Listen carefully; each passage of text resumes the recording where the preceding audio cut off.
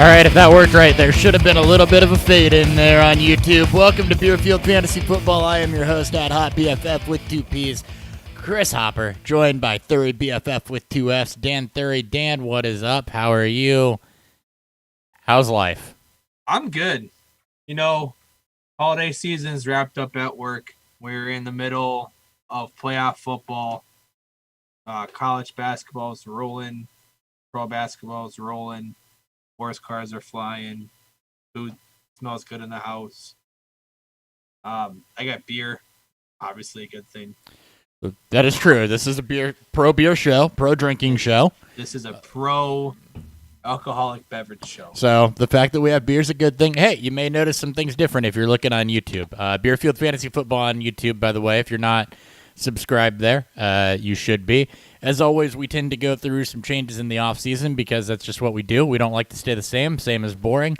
So a little bit different look on YouTube as we try out some different things. Going to try some speaker view type stuff, maybe some different side-by-side looks, a little different graphics packages, some transition packages as we start to move a little bit towards something different. So be trying that out week to week. As always, when we try something, could be prone to technical difficulties because we're professionals. So, and we'll probably test it for like 30 seconds right before we go on the air. But so far, we're off to a good start. We got a show for you today because that's what we do. We do shows here. We're going to go over the Super Wildcard weekend and the national title game, give you all of our thoughts about those happenings. We've got some obvious news or some coaching moves that we're going to touch on.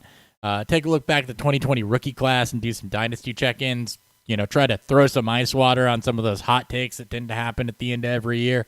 Or, you know, tell you if you should be throwing gasoline on those hot takes instead. And then we'll do a preview of the NFL divisional round. But before we do that, as Dan mentioned, he has beer. I have beer. So we got to share with you what our beer is. What's fueling Beerfield?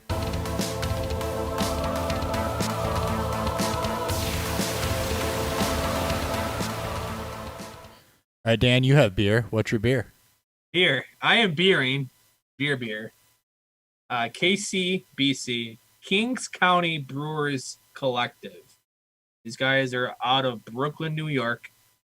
My store, as the person who runs that department, had the luxury of being able to bring these guys in, whether or not I was supposed to. And we are drinking their superhero sidekick. This is one of their base beers, one of their ones you can get pretty much anywhere, I guess, in New York. And it's a hazy IPA that has Citra, Mosaic, Idaho 7, Centennial, and Cascade hops. You dropped whether or not we were allowed to? Yeah, I'm not entirely sure. I did not get the approval from the guys above, so if any of my corporate guys are watching, which there is an actual shot that they could be watching because they all know about our show. And anyways, Beerfield break the law.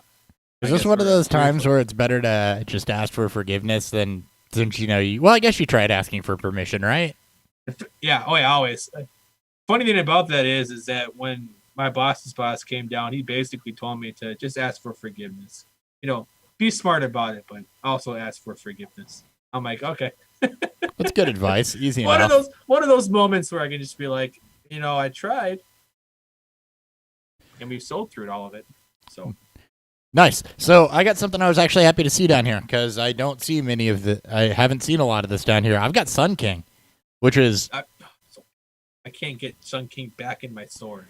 Super exciting for me, and I've got something outside of their baseline. This is Electric Reindeer from Sun King. It's a brown ale with ginger and molasses. Little can art here. But yeah, good call. Indeed. It's collective. So Sun King is out of Indianapolis, Indiana. Dan and I got the luxury of going there a couple years back. Great place if you ever get the chance to stop in. Huge tasting room, all sorts of cool stuff on tap. I'm not sure what COVID has or hasn't done, but I know that they're still open. So if you're in Indianapolis and get the chance, Sun King Brewery, great stop. All right. We'll give you a review about halfway through, just like normal. We got some news to get to.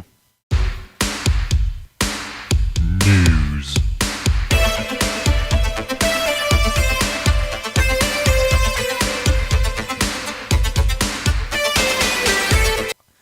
Wow, that has flavors. All right. I bet it does. Speaking of flavors, Eagles fired head coach Doug Peterson after a ton of deliberation. Apparently, Jeffrey Lurie was not enthused with the direction that Peterson said he was going to take to get this team right. We talked about this a bit. What are your thoughts on this move? Was it the right move, and where do the Eagles go from here? Did they do enough? It is the right move. I'm sure we're going to hear. There's already been talks about why it's happened. Speculation on the future of Carson Wentz. It sounds like it's more of a guarantee that he sticks with the team, at least for this year. So that's we'll get to the Jalen Hurts of, I guess, conversation here a little bit in the show. Obviously the correct call. We've seen how bad that team was. It seems like maybe Howie is not getting much of the blame. And I guess maybe that's where the mistake lies in, is that it sounds like Peterson is taking full responsibility and becoming the full scapegoat. That was the issue and problems of this entire team. It's not just Peterson. Wentz sucked. Rosen's been pretty lackluster in their drafts. They've hit on some of their free agent picks. And obviously, you can't account for injury, but if you have issue drafting depth to bring it in, viable depth pieces, it's gonna, injuries will then hurt your team even more so. So, rumor has it Deuce Staley. I hope you remember who Deuce Staley is. Of course, I remember who Deuce Staley is. We love fucking Deuce Staley, one of the ahead of his time running backs, as a good do it all. What he would have been in this type of NFL would have been completely awesome. So, rumor has it he is potential front runner for the head coaching job. I have seen those rumors. A ton of names have been thrown out there, though. A ton of interviews happening. Outside of just including Adam Gase. Deuce Staley. Yeah, Adam Gase got thrown out there. I don't know how much I trust that Twitter account, but he's had apparently he had a really good first interview, and now he's coming back for a second, supposedly. Yeah, that would be Eagles are becoming the Jets quickly. Yes. If that happens, I believe Bieniemy was mentioned. I think I saw Saleh. Couple of the other big names that have been out there in the coaching market. In my opinion, they didn't do enough. Roseman is the big issue here. When you look at that roster construction and where they've succeeded and where they've failed, to me, Howie Roseman is what has to go. You have no depth at wide receiver. You've missed on draft picks at wide receiver. Jury's still kind of out on Rager. Arthega-Whiteside, though, has had opportunity, has not produced with those. You could really argue that, there was a miss on the Jeffrey signing as he declined in his career. You could argue that heavily that Jordan Matthews and Nelson Aguilar were both misses if you want to go back further. There's an aging core that they didn't do anything really to address. The fact that while they had good core players, they were aging, and they didn't bring in any real succession planning for that. And it all showed, and it all kind of came to a head this year where you've got, just a decline. The secondary seems like it's been, even their Super Bowl season, like that's been the weakness, and there's just too many areas on the roster that weren't addressed to where I don't think you can put the entirety of the blame on Doug Peterson. Getting a new coach in there is going to help, but one thing that's come up a lot that we'll probably talk about here a little bit later, but I think bears touching on now, is also what does the coaching change do for Jalen Hurts? And that's going to be the big talking point all off season. It's going to ramp up towards free agency. It's going to ramp up towards draft season. When and if the Eagles decide to move on for Wentz. We talked about Wentz's contract. We beat it to death. I'm looking at projected the 2021 season salary cap. Can you tell me without looking how much in the hole you think Philadelphia is right now? 30 mil? 65.9. I knew it was a lot. They're 31st in the league in total cap room at this point. So what that means is they have to shed salary. Well, that's what happens when you have that core of veterans that have been there forever. Your fan base falls in love with them, but at the same time, each time guys sign a new contract, except for apparently running backs, you end up in the hole. Yeah, and you can beat the death on some of the missed draft calls. Obviously, Arcega-Whiteside over DK Metcalf looks bad through 2 years. Rager over Jefferson. People super hate that. You got to give it more than just a season to see how that pans out. Obviously, it looks to be tipped towards Jefferson's side already. But we'll hit on Hurts' value here in a little bit, and then we'll, of course, be talking about it as news comes out and just as talking points throughout the offseason. Yep, and I'll save my talking when we get to Hurts because we are talking about 2020 class later on. Exactly. Cowboys hired Dan Quinn as their defensive coordinator, and this goes two ways, and it seems like the jury's pretty split here. On one hand, his defenses in Atlanta were not great. They kind of sucked. On the other hand, he was part of the Legion of Boom, but, the argument could be made that he inherited. So I kind of agree with you there. It's hard to look both ways. Obviously, Seattle's GM just got a contract extension. I cannot remember for the life of me what his name is, through 2027 season. And I believe he was there through the Legion of Boom time. So obviously coaching staff plays a pivotal role in the development of these players. And I'm sure Quinn was a part of that potential process. But as you alluded to with his time with Atlanta as their head coach, his defenses were hot garbage, especially pass defense. And that, at times you can kind of explain that away. Because if you look at, some of their defensive ranks throughout, it's pretty bad. The 2017 looks to be the only year where they were decent, ninth in yards allowed, but it's been pretty piss poor for him. Yeah, it has been pretty piss poor for him. And you look at the Seahawks defenses from back in the beginning, again, there just really is an argument that a lot of that was inherited from Gus Bradley, who we'll talk about here in a minute. But, you get scheme, you get talent, and you perform. And going to the Cowboys, there is talent there. It's going to be a matter of, can he perform? And I think it's about 50-50. They were otherworldly bad, so I don't think it's going to get any worse.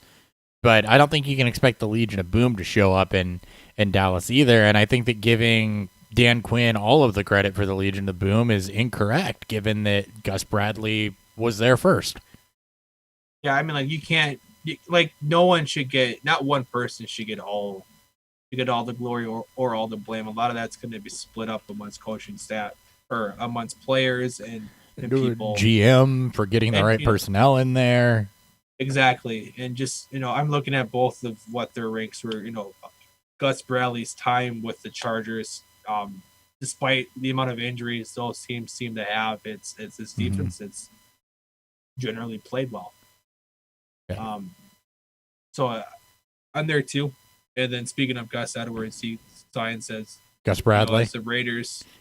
Gus Edwards is not going turning into a defensive Gus coordinator. Bradley signed as DC for the Raiders, which I think is the step in the right direction to fix what's been a piss poor defense. It has been, and they're another team that has talented pieces there, but the Raiders also have had draft capital. They've gotten younger pieces in there, and there's a lot of parallels between the Cowboys defense and the Raiders defense. The difference, I think, is that while the Raiders defense has been on an uphill swing, the Cowboys defense was good to okay to stayed okay and then went to trash. And now it's kind of a, why did they go to trash? Because they didn't really lose a whole lot. So, for this, I think it is a good move for the Raiders. I think they're getting a good coordinator in there with some pieces. They've got Cleveland Farrell. I forget who the other really good pass rusher there is, but Max Crosby's been Max Crosby. That's who I was thinking of. It's been good. It's especially spot times. It's been very good. Yeah, Arnett. So you've got people there, which is a good start, and you've got pieces. Yes, there. you want people. Yes, there. you do want people on your football team. But Jonathan Abram, Kwiatkowski was very good for the Bears. He was signed last year, or this past year. LaMarcus Joyner, who's done some things at the NFL level. Jeff Heath, former Cowboys safety. So, I mean, Damon Arnett, who we just mentioned. Raekwon McMillan, who was a relatively high draft pick. So, Arden Key, I mean, the list goes on and on and on. You've got people. They've invested draft capital in the defense, and I think Gus Bradley's the right person to take that to the next level. And these are both hirings we'll have to keep in mind, too, as we start to project next season.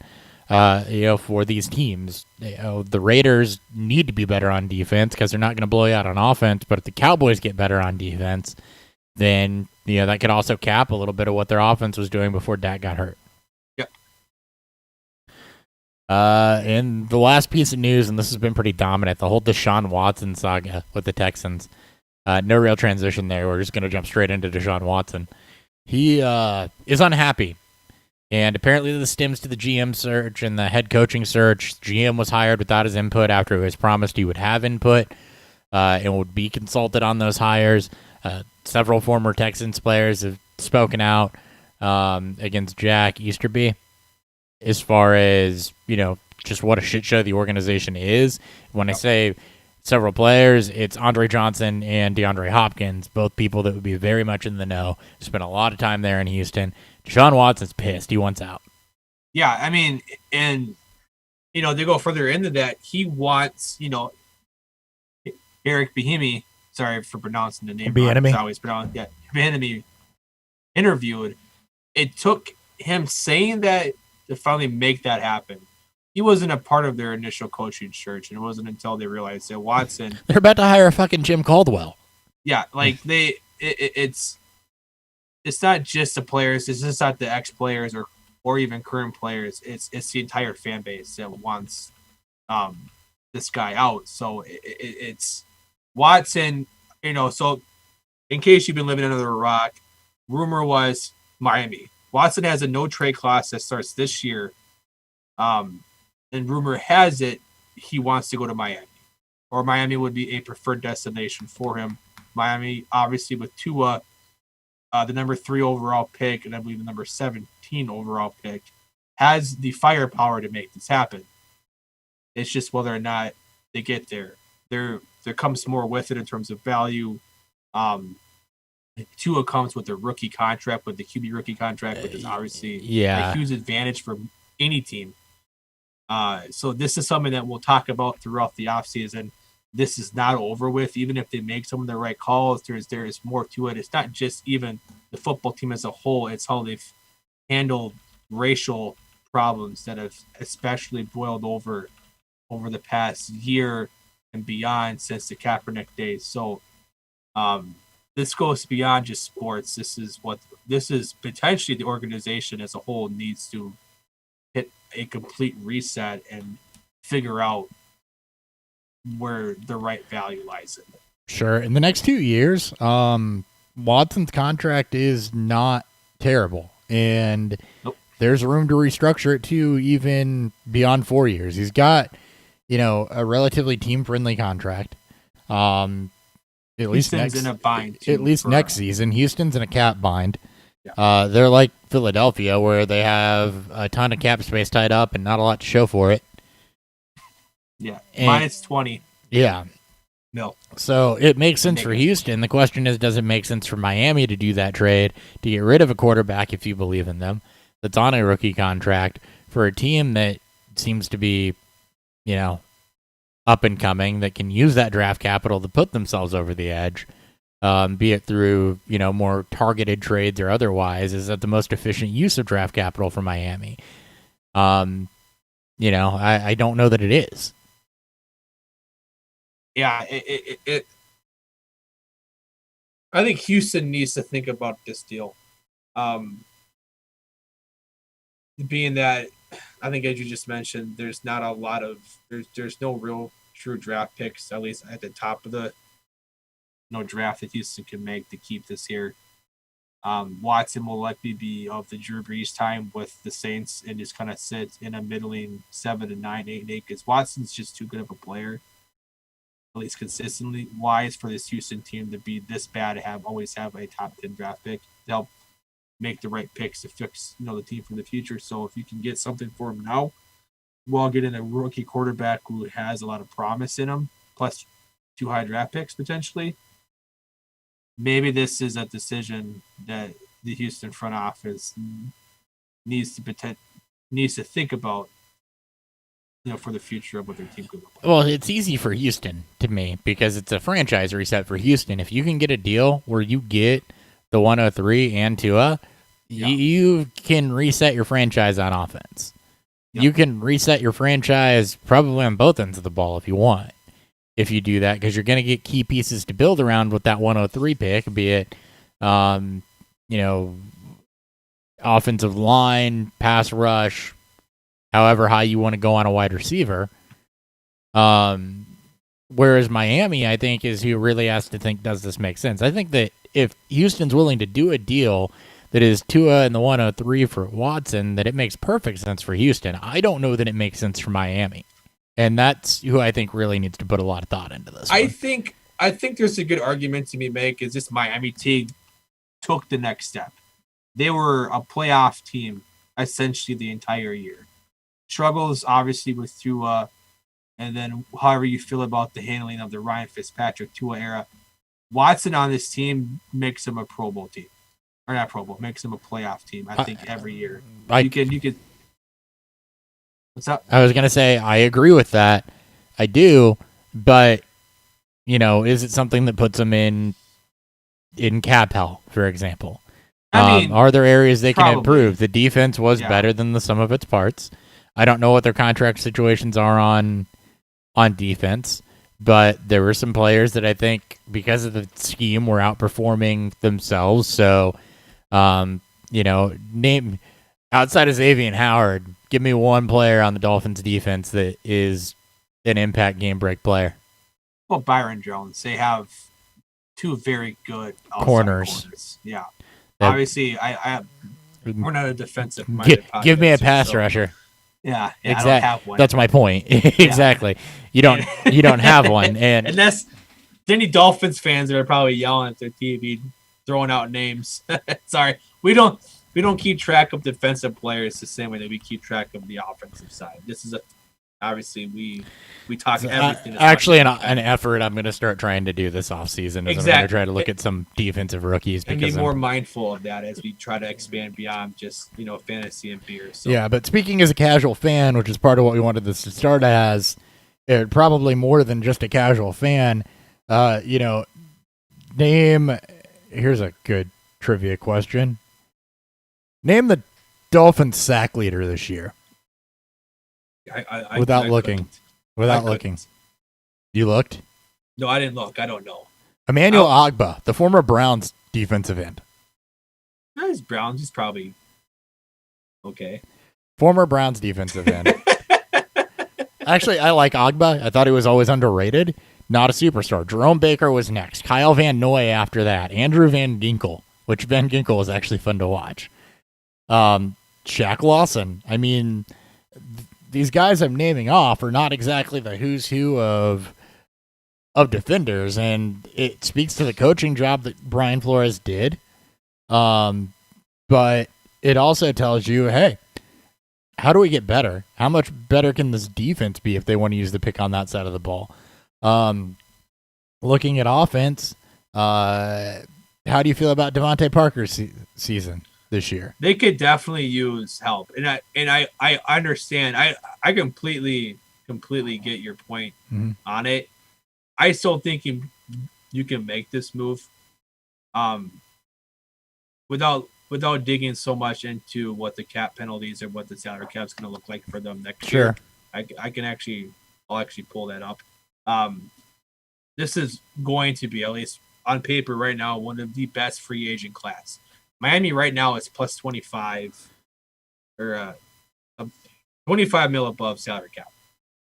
So that's 10th best in the league right now. bad. Projected. It's not great, but obviously shedding of contracts, trades, GMs are just generally good about making the most out of their cap. And then I think their offense is good enough. They have 2 good running backs that they can build off of. The receiving core does need help. Devonta Parker, Preston Williams hasn't been able to stay healthy for 2 straight years, and there's nothing beyond that. Mike Gesicki is a good build through tight end. He's still a raw tight end that's shown a lot of promise. Mm-hmm. And the offensive line again played out of his world. Holy shit! It's how you feel about Tua, and compared to what Watson has shown, because Watson had a great year despite the cast of characters he had to deal with in Houston. I think he has a little bit better of that. At least overall in Miami. Let me look at 2021 real quick. I'm pulling up their cap stitch. So, Miami's? Yeah, they actually have a decent amount of their defensive players under contract for 2021. Yeah. Byron Jones, Van Noy, Howard. And it just speaks to the competition of the AFC East, too. Agba, Shaq Lawson. Eric Flowers is their highest paid offensive lineman. Remember him? Yeah. So, I mean, but that's the thing. This is a team that's largely built through free agency that's also in cap hell. Byron Jones is their highest paid player. Kyle Van Noy is second on that list. And it's just a matter of, who's cap casualties here? What do you do to get under the cap? And that's one of the things that draft picks help you out with. They are under the cap right now. They're $25 million under the cap. So they have cap room. Sorry, I thought you said $25 million over. I probably face that, Ron. They are under the cap. They have money to play and throw along with. They can afford Watson, as you will, and probably still have some money left over to make a true run. Yeah, at a guy like Godwin, at a guy like Juju, if he does get let go, from Pittsburgh. No, to make a run at a wide receiver, and if Parker's a cut candidate or they have an out on him, Yeah. Or you just roll with them. I mean, or you do. Look at a guy, he's not that expensive, but no, exactly. So, all right, we beat that horse to death. So basically, it makes sense. It can make sense for both teams. It makes more sense for Houston than it does Miami, I think, is what that boils down to. Yeah. All right, Super Wildcard weekend. Let's move on. Lot of stuff to unpack here, but I want to start with the most fun, the Nickelodeon broadcast. Did you see it? What were your thoughts? It was fantastic. I forced her Kane to watch it. And my forced, she didn't really have a choice. I had my day out. I get a lot of Sundays That's usually what forced means, is you don't have a choice. Exactly. And it was enjoyable. It was as it should have been. The broadcast is meant to get youth into sports. Or into football. This is definitely something that baseball should do, that hockey should do, that I think basketball already has a great brand within the youth. But again, it only helps this network. I think it went off about as great as it could have been. Yeah, and could have been a better game. Sure. Yes. But the broadcast itself, having kids do some play-by-plays, having the on-field reporter be a kid, I think is a great way to introduce the game of football to a whole new, group of kids. I will too. I do too. And one other thing that the NFL has that those other leagues don't is Nate Burleson, he did a hell of a absolutely incredible. Noah Eagle. I forgive me. Gabby. I forget what her. I apologize for knowing the last name. I didn't even remember her first name, but they did incredible in the booth. The explanations were awesome, geared towards kids, fun for adults, a lot of nostalgia there, I think. Slime cannons and the graphics were kind of fun, even though they were a little cheesy at times. Just the overall presentation was cool, and it's something I agree other leagues should do with Nickelodeon. And, I'm a big fan of the NFL playing with some of these alternative broadcasts. They've done film room broadcast, all 22 broadcasts, just spread it out and find different ways to watch the game. Have a look for analytical minds. Have a look for kids to get them involved, your casual viewers. I mean, what does it hurt, right? I would it's love pretty to cool. I would love to see them even branch out more to, like, I know it doesn't really need it, but the fantasy crowd getting more. Like, can you imagine if the Ballers called the Cardinals game? Yeah, or even or if a guy like Brad Evans would call a game because of how eccentric he well, is. Brad Evans would get 19 million FCC fines, I think. Yeah, But probably would. but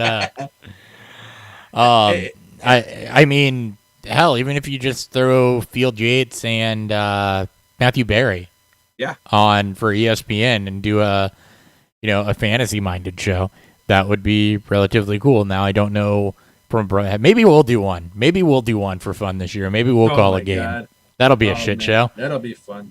We'll get some guests on throughout. We'll find a way to get an on-field reporter too. Yeah, from a fantasy perspective, we'll send DJ. I don't think they'll let him, but we'll fucking try. There's anybody that'll try. It'll be DJ. He is the third string quarterback for Kansas City, so yeah. The Bears passing. The Bears pissed one though. You're right. It could have been a better game. Bears pissed one away. Bad drop from Javon Wims. Same unimaginative play calling. Couldn't establish the run, and everything fell apart. And in a lot of ways, it's kind of like Tennessee and Ryan Tannehill in the sense of where if they don't establish the run, the offense, the degree of difficulty for the offense seems to go up. And the Bears had some of that, but there was also just a lot of stupidity. They got bit by some bad penalties. But the Javon Wims drop was, probably the worst of the worst. And once again, brings me to the point of this team is badly coached. And it's not just the drop, it's the discipline. Yeah, I mean, it's one-score game going into halftime. Javon Wims catches that football. I believe that was second quarter. I think Bears are up if he catches that football. I think it's 10-7. Yeah, I believe if he catches that ball in the end zone, they're up going into halftime. And that's a completely different game. It's not just about establishing a run. It's about not abandoning the run, even if it's not working, because it still gives your offense some sort of balance. It keeps the defense from cheating or from staying back and allows your deep playmakers to actually be able to play deep and on single coverage. Give Trubisky a chance to make a throw, and you got that early on. And unfortunately, because of the Wims drop, it just deflated the entire. It felt like it deflated the Bears. It went from we can win this game to that was our best chance. Let's not embarrass ourselves. Yeah, and it kind of unraveled. You're right. It did unravel from there. From the Wims drop, you had Anthony Miller get ejected. You were already missing Darnell Mooney, so now you're down to freaking Riley Ridley. And Javon Wims. You have, again, personnel calls that don't make sense. You're running Ryan Nall on 4th and 2, who's had 4 carries all season. Yeah. Not David Montgomery or even Artavis Pierce. You're running Ryan Nall. You've got Cordero Patterson at the end. You're throwing short of the sticks on 4th down or on 3rd down. Tic-tac penalty on Cole Kmet. Everything just kind of fell apart after that. And Allen Robinson, good riddance and farewell, because what we saw at Allen Robinson the last 2 weeks in, kind of watching him, he was not beating Alexander and Lattimore the last 2 weeks. He was not beating number 1 corners. And that's it's someone that's probably checked out. Yeah. Or, a guy who's there. And I never want to call somebody out for worth ethic. It's something that I take a lot of pride in for me. And I would hate to have someone try to call me out on it. I'm sure Robinson was putting in effort. But it's a playoff game. You're their best player. You have to find a way to manage the fact that you are their only weapon on the outside. And this also comes down to the coaching staff. You got to scheme. You got to scheme. You got to find ways to get the ball into his hands and let him make a play, or find a way to let Trubisky have some time. Find a way to open up a hole for Montgomery, and not let this fall apart, because this game was within reach for the majority of this game. And there are problems on the defensive side too with scheme, and there's been problems on the defensive side since about midway through the season. They figured out what Chuck Pagano was doing. The blitz packages are unimaginative. The defense is unimaginative. You've got mismatches happening all over the place with wide receivers on linebackers. It happened again with a linebacker out of Michael Thomas. it's not just good scheming by those offensive coach. Chuck Pagano on the defensive side of the ball has been consistently outcoached the last back half of the season. Rumor has it people in Hallis Hall aren't safe, and I don't think they should be. But let's talk about the Saints coming out of this game. Bears were down Buster Screen. Bears were down Roquan Smith. Bears were down Jalen Johnson. And the Saints still only managed 7 points by the half. It's got to be a bit of a concern. You have a better team as a whole coming into your place in Tampa Bay. The offense has to look better. I think the defense is starting to come on, which is always an underrated talking point for the Saints.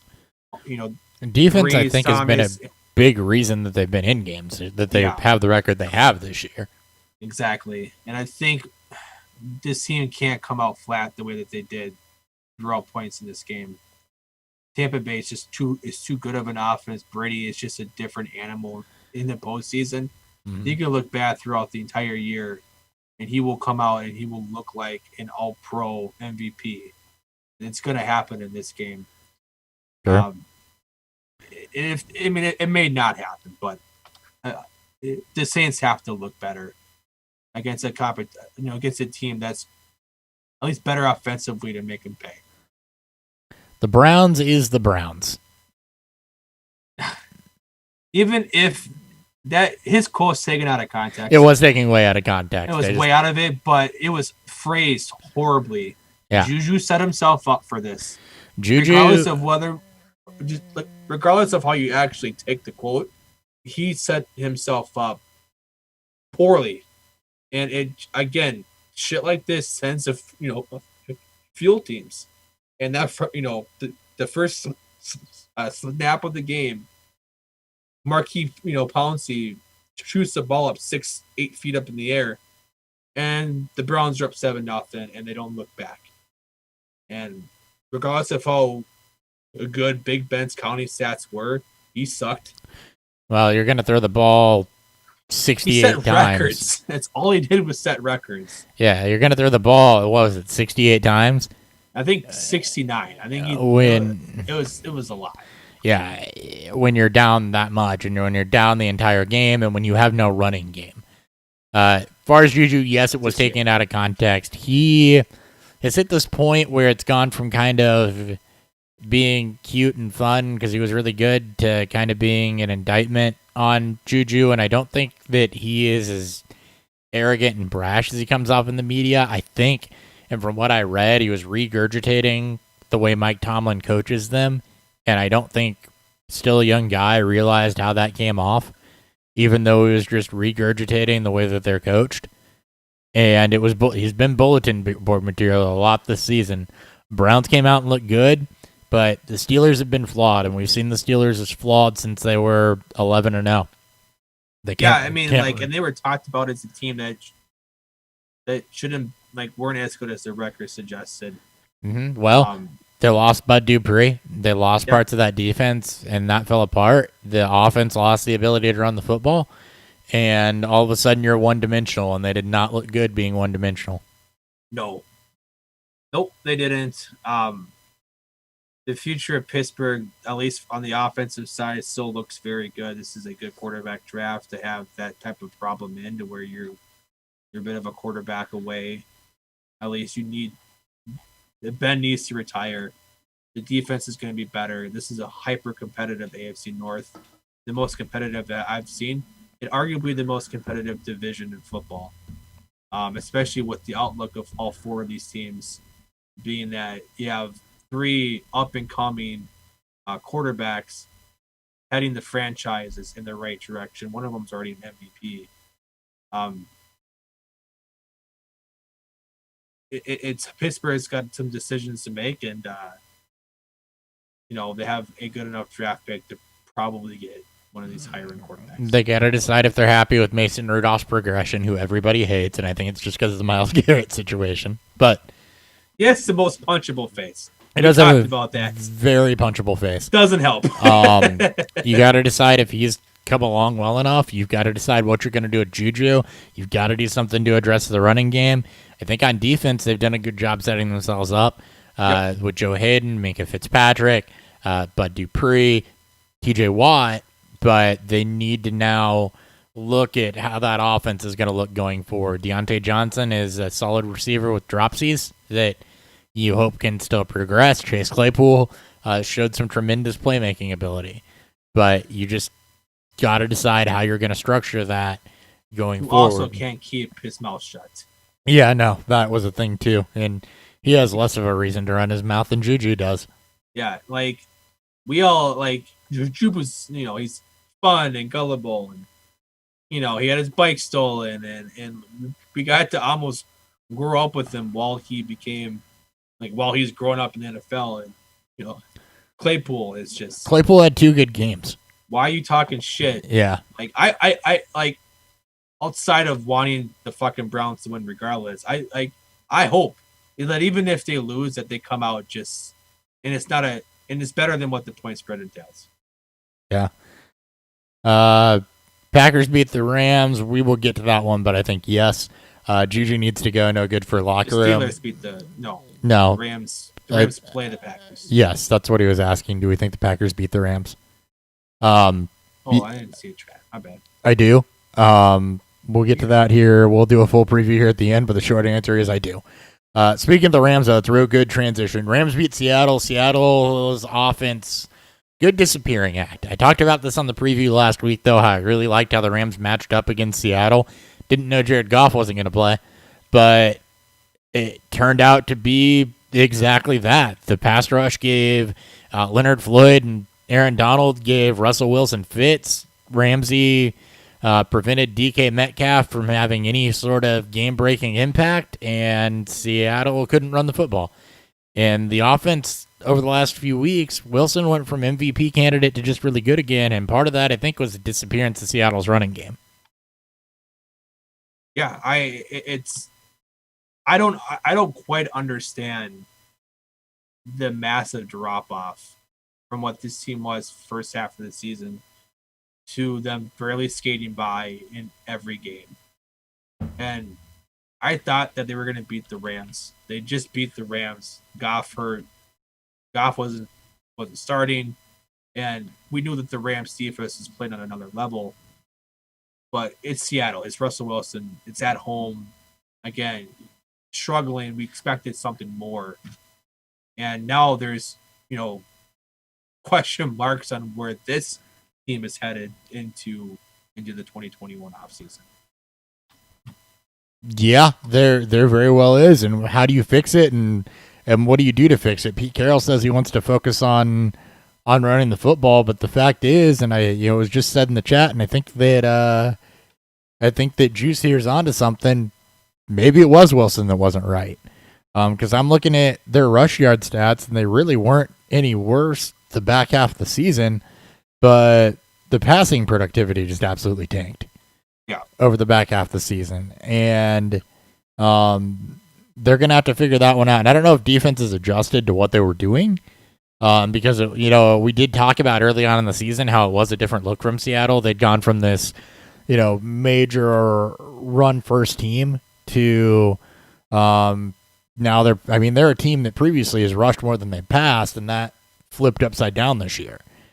And I think that the new look caught the NFL off guard the first half of the season, and I think they adjusted in the second half of the season. Maybe it'll come out that Wilson was dealing with something. I don't know how you fix the Seahawks. You do need to continue to build the defense. That defense did get better as the season went on, but you do need to continue to build that. They have the pieces on offense. Yeah. So I don't know if it's a coordinator change that needs to happen. Get away from Schottenheimer or what, but there is something that needs to change in Seattle. Yep. All right, last big note was Taylor Heineke, and all I want to say is stop it. He is not the future in Washington. No, he played his fucking heart out. He played well. You got to give him all the credit in the world for what he laid out there, especially after it was clearly apparent that he got hurt. He may have won himself a backup job going forward because Alex Smith is, to me, either retire or cut this offseason. Yeah, there's just no way that you can keep him on roster without some sort of, reconstruction of his deal. So, yeah, I think Heineke played well enough to be. He awarded himself a second contract, either with Washington or with somebody else to at least have a chance to be a backup someplace. You don't want to overreact about one game. Seen it a million times. Go talk to Matt Flynn how that works. But I mean, Matt Flynn duped Seattle. Thankfully, Seattle made the correct draft pick, and because that could have turned out fucking terribly. But Heineke had a good game. 1 touchdown, 1 pick. Washington needs to build the offense. Defense looks good. And defensive coach, fantastic. Need to build the offense. And Heineke is not it. The football team needs to be either involved in some free agency dart throws, or they need to be involved in actually drafting a quarterback, which winning the division didn't do them any favors there. Nope. But, they can still get a guy later on. It is a deep quarterback class that's at least going to be worth a look. Yeah. Probably in day 2. So it just depends what they do with their first overall pick. Yeah, I mean, or their first round pick. Excuse me. Sure, and they need to get somebody opposite Terry McLaurin because you have no receiving depth there. Nope. We liked Gandy Golden, but he was hurt this year and was always a developmental prospect. It ain't Cam Sims or Steven Sims. Logan Thomas was your second best receiving option. That's a problem. I think you needed a complement to Antonio Gibson. But Taylor Heineke played well. Props to him. That's the only reason I really wanted to put it in here. Former St. Louis Battlehawk backup in the XFL. That tells you anything. He was an XFL backup. But he played well, and I think he did earn a chance to compete for a backup spot. Character guy, too, with the effort he put out there. Looking for a culture change there. Somebody they should keep around as a 2 or 3. I agree. All right, let's look at some of these 2020 NFL rookies. So every year, something we like to do is go back and check in on dynasty value and some of these players that were drafted. We always work it backwards. We go back 3 years. Everybody else is lumped into the final episode because after 3 years, you kind of know what someone's going to be. Let's start with the quarterbacks here. There are 4 guys essentially that are considered starters or future starters, in my opinion. It's kind of a middle tier, but I didn't want to put Hurts in his own tier. Let's start with Joe Burrow. Let's just go in order. Ankle injury, knee injury, expects to start throwing in February. It came out today. How do you feel about Burrow's first year in the NFL? What's your dynasty outlook there? And we'll consider for quarterbacks, we'll consider super flex. I mean, it's gone probably as expected. Showed a lot of upside, given the team is still being put together and whatever Zach Taylor's vision is. Losing Mixon early on didn't help with that, while Gio provided some spark at times. It's still not the type of upside that what Burrow can offer or what Mixon can offer. The rise of Higgins truly helped, and that I think is going to bode well for Burrow's fantasy future, having someone like Higgins that he can grow with. We're going to have to see how he bounces back from his injury. We're going to have to see if there's any sort of lingering injury that we generally see from players coming back from a bad knee injury. Generally, the other knee gets there's some sort of issue here. We'll have to see how Cincinnati drafts this year, but the future is bright. He's worth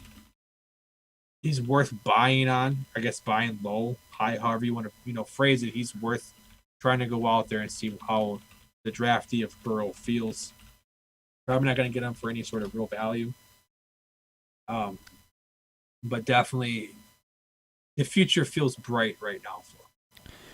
I agree. It feels bright for Burrow, and I think that his draft capital his trade value is neutral to what it should be. You're not getting a significant value because of the knee injury.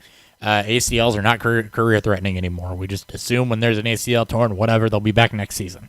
Yep. And you knew that it was going to be a little up and down throughout the first season, and the dude progressed as the season went on, and he did. I don't think that he overperformed or underperformed expectations. I think he did exactly what you expect of him, and I don't know that it really merits all that much conversation because he is so draft neutral. So anything else on Burrow? Because I don't think that it merits a whole lot of discussion. I think you're going to continue to see that offense progress forward. We already saw it start to progress forward, and he's going to be fine. He's I agree. I don't think he'll ever.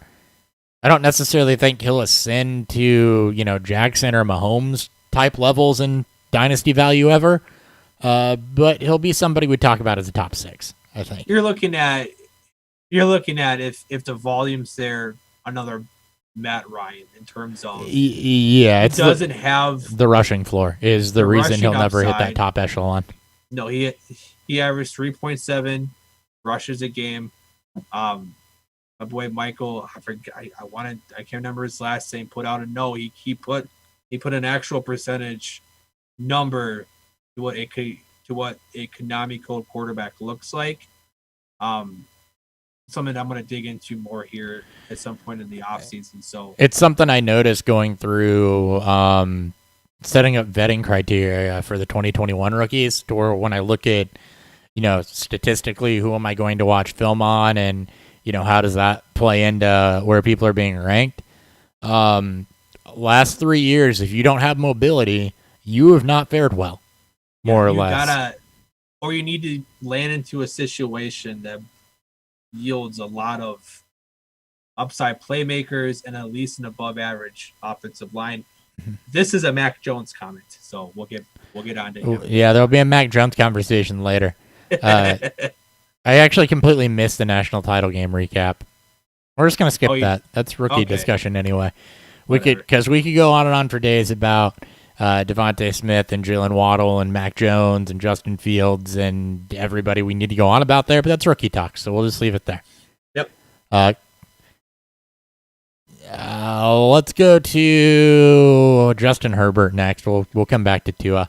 And that's because I want to review this beer. Herbert's like this beer, exceeds expectations. And, I think his outlook's kind of like my outlook whenever I grab anything from Sun King off the shelf. I grab something from Sun King off the shelf. It's one of those breweries where I expect it to be anywhere from, good to well above average based on the description on the label. This one, again, has ginger and molasses to it. Ginger gives a great aroma against a malty backbone. Darker beer. It's a little red, which you can kind of see if you're on YouTube. Not really. So that's a brown base? Yeah. It looks like a pretty heavy brown. It looks dark for a brown. It's a brown ale. Yeah. Yeah. It's a brown ale, but it looks dark. You can't really see it on camera well. If you look towards the bottom of the glass, it's actually red and a little bit more translucent. Yeah, it just doesn't pick up too well on camera. But a little red, a little more translucent. It's almost more of an amber, if you will. Somewhere stretches that line. Ginger comes out nice, though. It really complements the malty backbone. The molasses adds some sweetness to those malts that are already there. So it's not like you just chug molasses. What the molasses does is it really complements the sweetness of the malts that are in the brown ale. A little bit of roastiness to it. I'm assuming there's roasted barley in here because that's typically what gives a bit of a red tint to a beer. And so there's a bit of roastiness to complement that. And then the ginger gives it a really nice spice. Everything's really well balanced and makes for a really pleasant drink. And it's a brown ale, so it's actually light. It's not a medium bodied. It's not a super heavy drinker like stouts are or anything like that. Wish I had found the 4-pack instead of the individual, but as always, good job, Sun King. And for Justin Herbert, it's kind of the same thing. Exceeded expectations, and I expect him to be good going forward. And anytime you mention Justin Herbert, I'm going to expect good things now, because that's where he set the bar. And as you should, we expect. I mean, like if you look at his 2020 stats, 5.2% touchdown rate, 1.7 interception rate, 66.6. Completion percentage, over 4,000 passing yards. He had about as good of a rookie season as you can ask for. It's why he broke records and should be the shoe-in for the Rookie of the Year. It's got a good core coming in. It's gonna have a new coaching staff that's gonna probably have a better use for him. At least you're not gonna see, Tyrod Taylor take over at any point this season. So, and then he ended on a 4-game winning streak, which I think is really important to see. Something that unfortunately Burrow couldn't actually put together a true winning streak, at some point during his rookie year before he got hurt. At least Herbert's going to have a lot of positive outlook and upside going into the 2021 season, and someone that you can pay up for in your dynasty league. Someone that I would try to pay up for. The future looks bright with the Chargers. They have a lot of great complementary pieces with Austin Eckler, Hunter Henry, Keenan Allen. Mike Williams provides a good outside deep threat that you want. And then they'll likely end up adding some pieces throughout the offseason. So I like Herbert moving forward. Yeah, I love Herbert moving forward. And you mentioned if Joe Burrow's upside is Matt Ryan, I think you can expect some Matt Stafford out of Justin Herbert over the next bunch of seasons, basically. And keep in mind, Stafford is not a name that elicits a lot of excitement, but Stafford was a perennial, QB1 bottom half, but QB1 year in and year out. And I think you can expect that out of Justin Herbert. We'll see what the Chargers do. They don't have a lockdown defense. We'll see the philosophy of the coaching staff that comes in there, but the quarterback has proven himself talented, and I have no worries there. I completely agree that you're buying on Herbert, even if it's at a little bit of a premium, because you have a super flex asset there for the next, however, it's a franchise quarterback, so the next 10 plus years probably. Yeah, I mean, he had 5 rushing touchdowns, like Burrow averaged 3.7 a game. So it doesn't have, potentially right now, it doesn't have the true Konami Code type of quarterback upside. And it's still hard enough to hit on those guys still. And we'll see if there's any regression from Herbert coming off this 5.1 as a touchdown rate for rookies. Fucking phenomenal. Yeah, but it's not so high to where you expect regression either. Yeah, you see these. We'll start to see if that 5.1 is more of his average, or if it's more of something along the lines of like what Phillip Rivers was for as many years with San Diego. Oh my God! Have you looked at his player profiler page? Who, Herbert? No, I'm gonna go do it. Go do it right now. Okay. Goddamn. Yeah, I went to Player Profiler to dig a little bit into some of the underlying. 6th in money throws, really good. 13th in completed air yards. I don't know if you want to paint him as some evil enemy, because they're probably going out for the Homelander look. No, there was a picture of him at some point where he had like the camera red eyes and everything off of it. Oh, okay. Which is what they're going for there, I think anyway. Let's see. Clean pocket was fine. Pressured was fine. Deep ball was fine. Red zone is a little low. Play action was fantastic. I mean, there's not really anything that's a glaring red flag to say that there's going to be regression. There's maybe a lot air yards per attempt. There's room to build on these numbers. A lot of that could be scheme too. Keep in mind you're working with Keenan Allen and no real deep threat. With Keenan Allen, Hunter Henry, and no real deep threat anyway. But a lot of these are very buildable numbers to me, I agree with. as I look at the underneath here. Now, what you hope is that this isn't a ceiling. But he's a rookie, and you don't ever assume that a rookie performed at their ceiling. So, at least you fucking hope not. Yeah. Tua. Tua's obviously already been talked about in trades. I think there's a little bit of distrust there with Brian Flores. What do you make of Tua? Is he a sell? Is he a hold? I don't see a world where he's a buy. I mean, if you believe in the talent, Tua, he had obviously games to show out of what he could be. But he's coming off of a hip injury. A lot of film, a lot of very smart film people out there, which I can shout out the proper names for them. but pinpoint some of the hip rotation.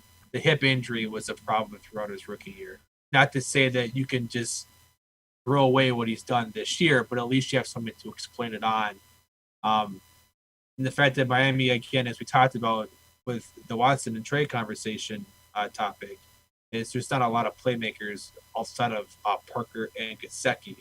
They don't have a true, like, Lim Bowden is a developmental piece. That could be a Ty Montgomery type of player or a Tavon Austin type of player. The efficiency stats don't look great for Tua. He battled, I got to assume, with confidence issues when Brian Flores benched him. I still don't agree with that decision, at least for the outlook of your future. And plus, now being put in the trade conversations doesn't help either. He's not Haskins. He's not Rosen. He's not any of those type of players. But this is a what have you shown for me lately type of, NFL, and really what Dynasty Twitter has become and what a lot of Dynasty players have kind of shown is I don't want to wait for a player to get better. I want a player to be already there. So if you believe that Tua still is the elite player that you can get him for cheap, probably cheap that you're going to be able to ever get him for with that type of thinking. It's going to be, I wouldn't want to move him because people are going to ask highly for them. He's a hold. He's a hard hold for me. You don't take him top 3, top 4, and then just forget about him in your dynasty drafts. Hopefully, maybe he's not a top 7 upside type of quarterback. Maybe he's going to be a firm QB2 for your super flex leagues, and those players still have a lot of value to them. Yeah, and I do think firm QB2, they do have value to them. To me, I don't think that he's not a sell because the ceiling is going to go higher. He's not a buy because I don't know how much higher it's going to be. I don't think you should go out and put a whole lot of capital into a bounce back there. He's a guy that I have concerns about what his ceiling is. He very well could be a very passable NFL quarterback, but I have concerns about the ceiling personally. So that's fair. Especially Mac Jones and what he was able to show this year for Bama too. Yeah, and again, not to get into my indictments on Mac Jones from what I've seen from him, but I think Tua was potentially a better prospect. He was a better prospect. I just don't. I'm just saying, in the same light of saying that Tua is only good because the playmakers around him. Sure. But you can say that for a lot of people. And there's one thing Miami lacks too that could have been hampering him. It's playmakers. But what's it going to do with the playmaker? I don't know. We don't know. You want your quarterback to make people around him better. That's what Tom Brady did for years. Drew Brees did it for years. Peyton Manning,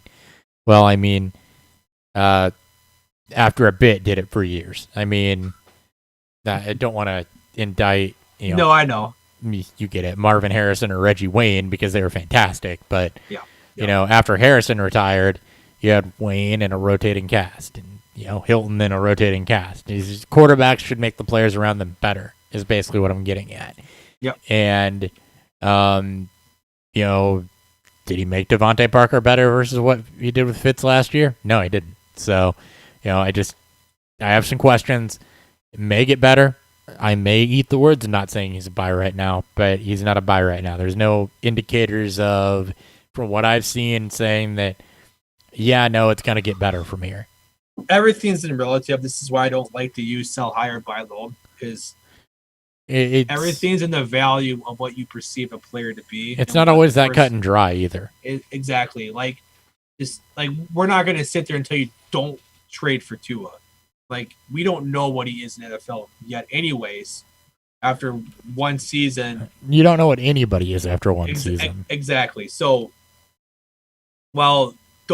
don't pay high. Don't be the guy out there throwing your 101 or 102 away for Tua and Superflex leagues. Because there's better prospects coming a lot. Yep. The two things that jump out at Tua to me as positive signs: accuracy and catchable pass rate, 2 and 3 in the league. Yep. Fantastic. There a lot of upside. That's what you want. He was middle of the range in air yards per attempt. A lot of upside there. You just need to see it, see more of it and prove that the coaching staff can trust him. And the fact that there's smoke around trade rumors and, could be a Drew Brees type situation with Tua, quite honestly. Wow. Dating our listeners, potentially. Yeah, Brees was not the most sought-after player for the Chargers during his early times with them. No, he was not. For anybody that wasn't around during that time, I don't know that we have a lot of listeners that are younger than us, but if we do, yeah, Brees was not heralded when he went to New Orleans. Yeah. It was kind of he was all right, but not heralded at all, and it was early in his career, I believe, that he did. Now, yeah, he picked the right time to have a blowout season. His final season with San Diego was very good, and that helped. Even though the team sucked, that helped give a lot of upside to where. And he was in San Diego for 5 years. He wasn't traded after the first year, but like you said, Dan, not the most sought after person. Even his last year in San Diego, he didn't have a fantastic year. He was consistently upwards of 3% interception rate and below 5% touchdown rate. Second to last year is his best one. There you go. But as the years mix up, that type of trajectory right now is not, unheard of to me. So, could be a buy, but I'm not sold on it yet. And again, it's really hard, especially for quarterbacks, tight ends, to really pin down what they're going to be after year one. Yep. Which brings us to Jalen Hurts, who we had even less than a year to watch. What were your feelings on Jalen Hurts from the little bit that we saw out of him? He's up here at the starters. He's not been gifted the starter job. A lot of questions about how a future coaching staff is going to view him. Overall, thoughts on Hurts' future? Wasn't great passing.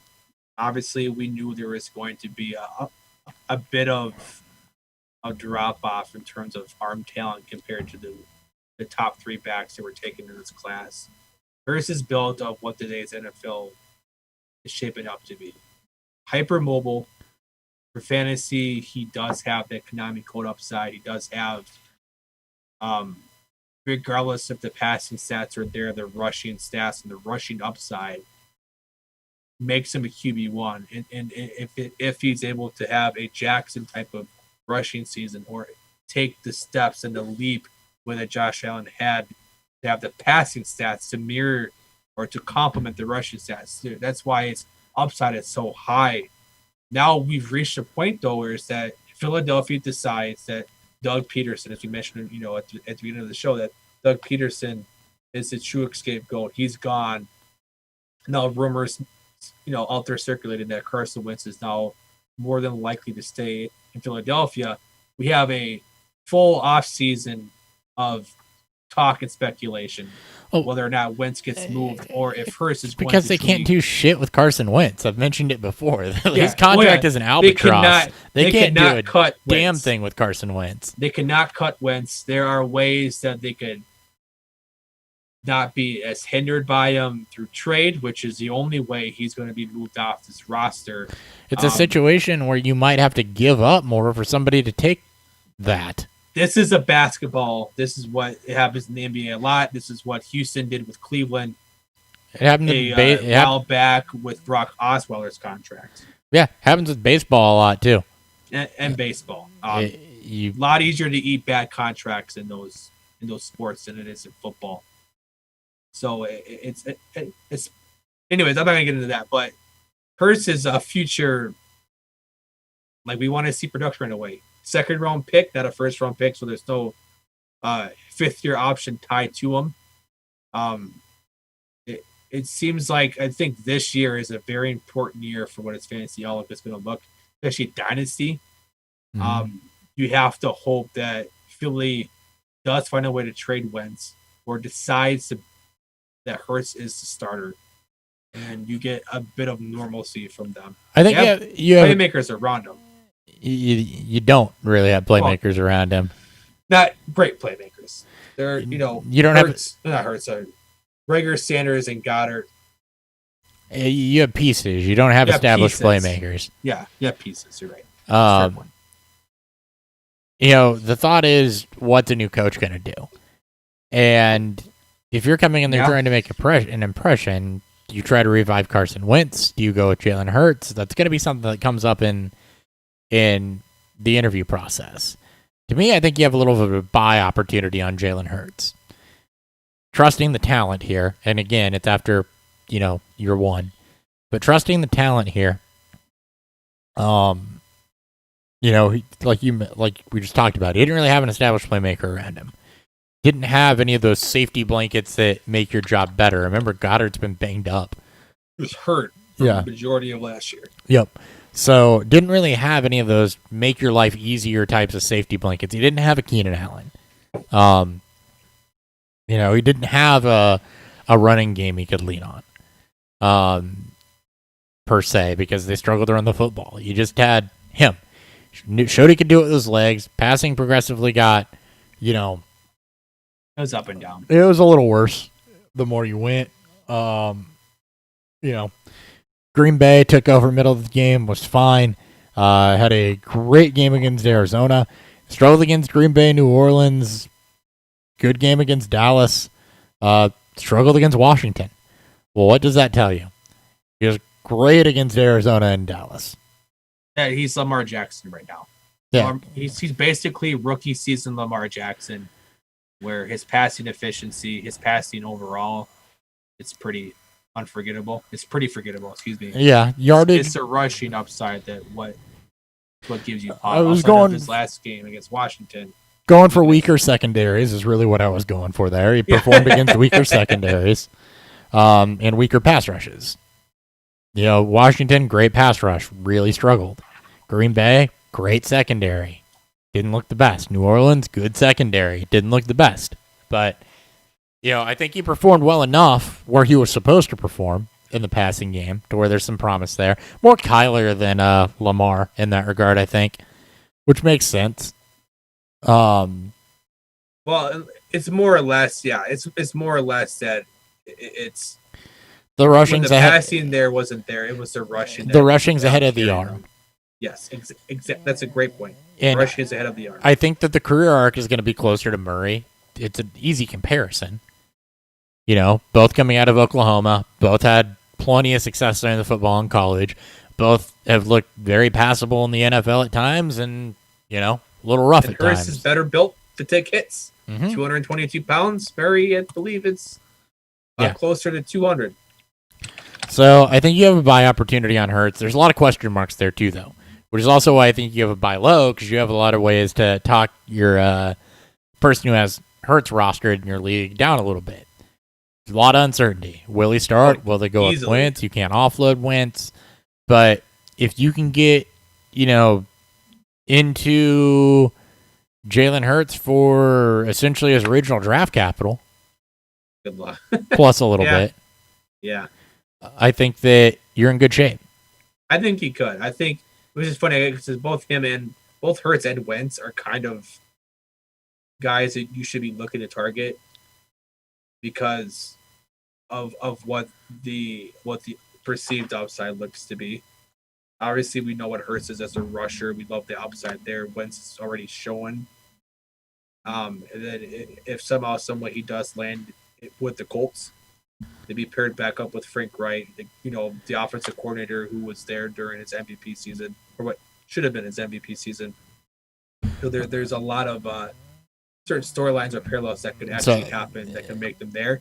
There is a lot of risk that comes with this because this could turn out bad for both of them, and both of them are essentially done. And Wentz to the Colts is a rumor born out of the fantasy community because of the Frank Wright connection. There's no other way that makes sense. That makes zero freaking sense. The Colts need a quarterback. Yes, I guess you can make some sense there, but you have an impending free agent class, which has some intriguing pieces there. Rivers could come back for another year. You don't trade for that albatross of a contract if you're the Colts. No, you don't. But we've seen teams make dumber decisions. Now, yeah, I know. I'm a Bears fan. Good jumping off point. Yeah. Two other guys in the draft that had some future outlooks: Jacob Eason and Jordan Love, not Josh Love. Jacob Eason is the other intriguing by name that I think is going to come up this offseason. We don't know a damn thing about Jacob Eason other than what we saw in college. You didn't have preseason. You didn't really have any reports coming out of training camp. But what we did know about Jacob Eason is that he had some of the tools and the talents to potentially be a future NFL starter, but needed to sit for a year or two. He got to sit for a year. There is a world where the Colts believe in Jacob Eason in a competition with Jacoby Brissett, or just Jacoby Brissett, to go ahead and continue to helm this offense. You got to keep in mind, too, with Wentz trade rumors, they have one of the better backups in the league. So I have to look to see if Brissett's what his contract states. But Jacob Eason is also a viable option that's there who, if people don't know about Jacob Eason, you can get for next to nothing. And Easily. Yeah, I agree with that. You know, he's somebody that is like, all right, we're in super flex leagues. Let's take a quarterback and we'll draft him in the late second, early third round because it's a super flex league. And then he's somebody you look at cutting the next season because the NFL stands for not for long, and he didn't do anything, didn't get the opportunity, didn't flash anything. Somebody people are going to forget about on the back of rosters. Go get him. He's a guy that, if I remember correctly, profiled very, very well. Let me pull that up real quick, actually, because I have it. You liked him a lot, looking at his collegiate stats. I'm not thoroughly impressed. Did he qualify for me statistically? He probably did. He wasn't early to declare. He was a transfer from Georgia, so his redshirt junior season for Washington. Didn't start every year there. 5,500 yards, 39 touchdowns, 16 picks, 59% completion percentage, 5-2 on the touchdown rates, which is kind of the bottom end of where you want to be. Not a ton of mobility, which is kind of an indictment. Final season was good, though. 23 touchdowns, 8 picks, 3,000 yards, 64% completion percentage. And I like the film. So just looking back at that, he was a guy that I think could have been a fringe starter that landed in a good landing spot. He's got a spot start. He's got probably high-end spot start. Is he better than what Phillip Rivers probably was his last year? You can probably make an argument that he could have given you a little bit more. Obviously, more mobility through that. A great offensive line. Yeah, has low bar. Yeah, exactly. More mobility than veteran Rivers. Playmakers to young playmakers, and an offense that is not going to be built through him, but built through Jonathan Taylor and the running game, while having guys like T.Y., Michael Pittman, a safety net in Jack Doyle. If Eason gets the chance to play, it's generally because the Colts decided not to do anything at the QB position through this draft or through free agency or through trades. It's all going to fall on Rivers. And with preseason, that'll allow Eason to be able to show during game time, if we get preseason this year. I'm hoping we will. Through game time, potentially the chance to play Rivers in preseason and take this job over. It doesn't help that this is a win now, more of a win now playoff Colts team. So they may not want to afford having to have a essentially rookie quarterback step in. But there is upside if he gets the chance to play. I do agree with you there. And he's going to be essentially free. You can probably give a third or fourth round pick. It's a dart throw at a QB, too, that's going to have opportunity through the offseason at least. So yeah. And that's at best he's Minshew, and you get a year's worth of production. Yep. And hopefully it's good enough to be your super flex QB2 bye-week fill-in, which is essentially what you want out of his profile. It's that. Sure. All right, let's move on to running backs. No other quarterbacks I want to mention. I had we put Jordan Love. I had Jordan Love, but there's no reason to talk about Jordan Love. There's no impending reason to do anything with Jordan Love. Not yet. Not yet. So running backs, your guys that really took off this year: J.K. Dobbins, DeAndre Swift, Jonathan Taylor, Edwards-Helaire, Cam Akers, and Antonio Gibson. Any of those guys jump out to you as somebody you want to talk about in either a buy, sell, hold type of light? I'm going to pair Jonathan Taylor with my beer breakdown of KCBC, and that is what you get as advertised. So when you're scouting new beers, a lot of people like to use Untapped. We use Untapped. Untapped, it's got like 17,000 ratings at 3.97. 3.97 is a very, very respectable rating for a beer that's got at least 16, like I think it's upwards to 17,000. It's been a while since I've checked it. And it's advertised as a hazy IPA. They use barley, wheat, and oaks. So you're going to get through the oak flakes, you're going to get a sweeter, softer type of mouthfeel that definitely sticks out through here with the Citra, Mosaic, Idaho 7, Centennial, and Cascade hops that they use. A lot of West Coast hops in an East Coast beer. So you get a very well balanced, a very well put together New England style IPA that's very juice forward. That's got a nice sweet backbone to it that complements the beer throughout, especially on the mouth. And the aromas stand out. Obviously, whenever you get a chance to try this beer, if you do, you want to have it fresh. Obviously, fresh just matters for hazies, especially for double dry hopped or just hazy style beers in general.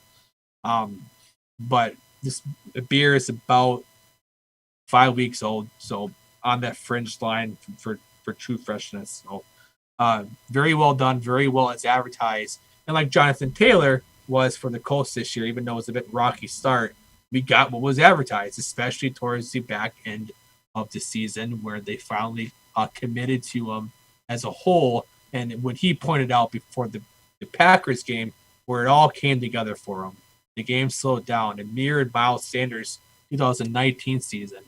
You had questions about his pass catching ability. That was answered this season, which is a true benefit for playing with Phillip Rivers, who is the check down king.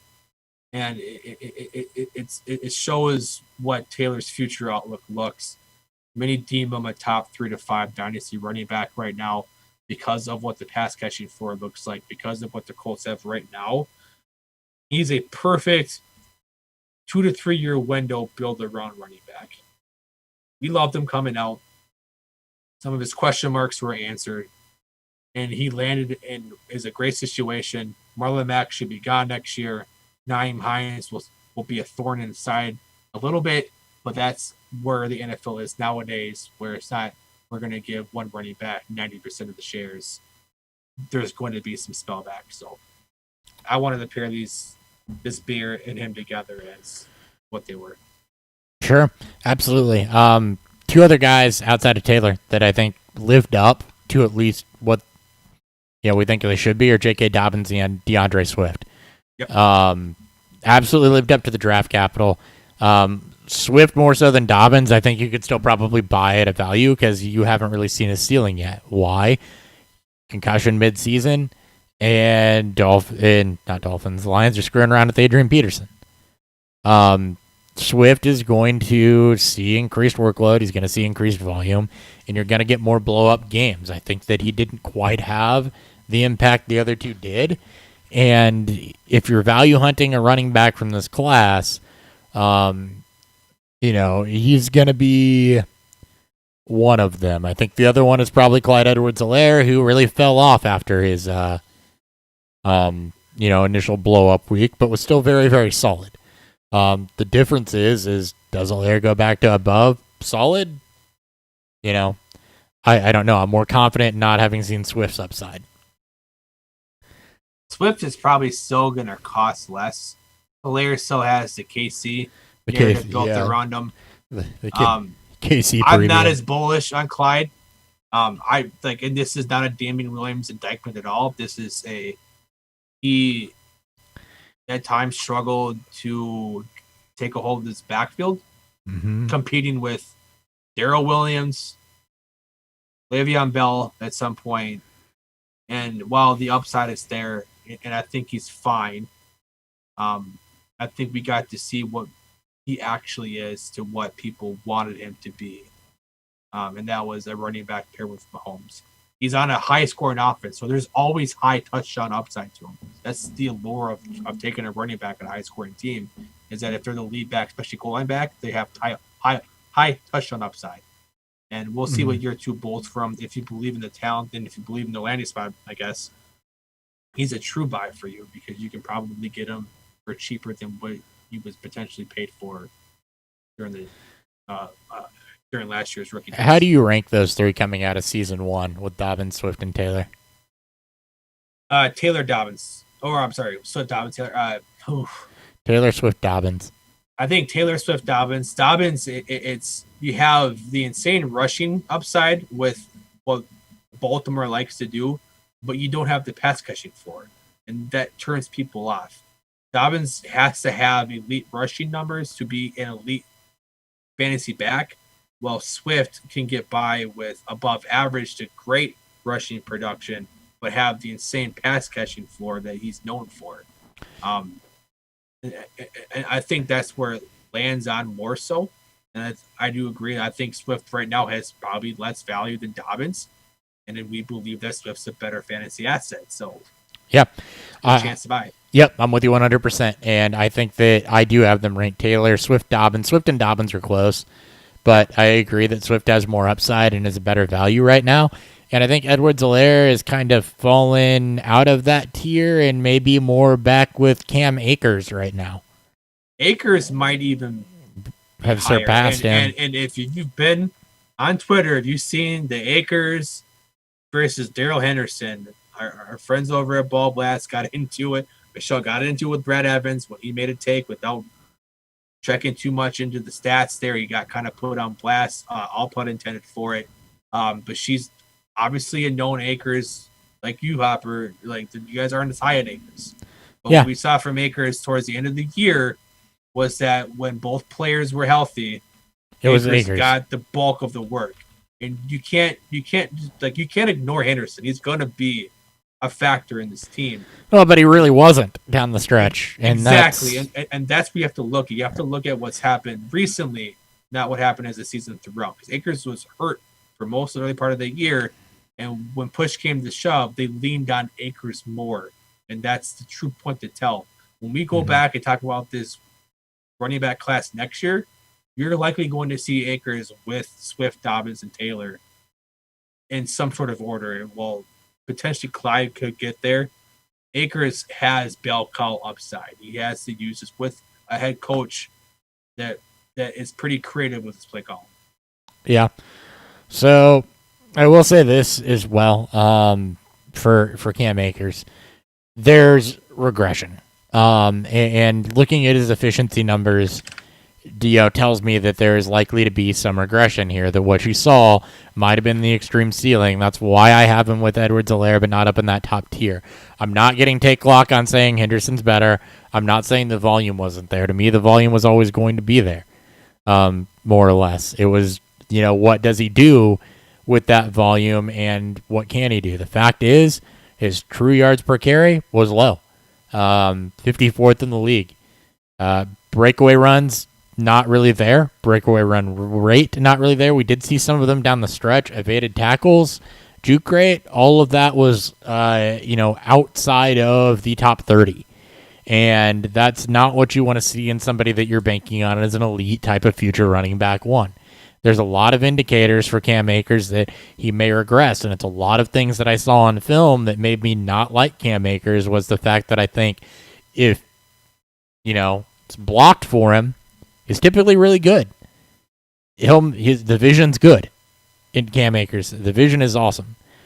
It's the evaded tackles. It's the juke rate. Now, broken tackles is a completely different thing. That's where he's picking up his yards because the run blocking efficiency for him wasn't great either.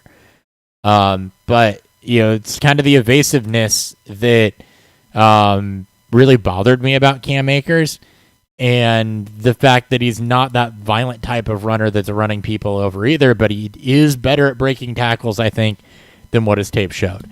But he is in a tier below those top guys for me, and I think Edwards-Helaire may have fallen back to that tier. But, I think he's a running back too, with one upside, with back end one upside. If the Rams can improve the offensive line, a lot of it will be improvement there. A full off season with them will definitely help. Obviously, having a COVID less restricted offseason is going to help immensely. Akers to me is I'm trying to acquire shares of him. I'm the other way. And it'd be difficult to get that because of the dominance we've seen the last few weeks. And that's why I'd be selling him. I'm on the other side of that. I'd be selling. But it depends how you feel about him as a prospect. You and I are on different spectrums. Fair. We've been on different spectrums. So, as value will dictate, will be based on how you perceive, buy, sell, or hold. Mm-hmm. But enough about the top 5. I want to get into the guys beyond that. Obviously, Gibson proved all the haters wrong.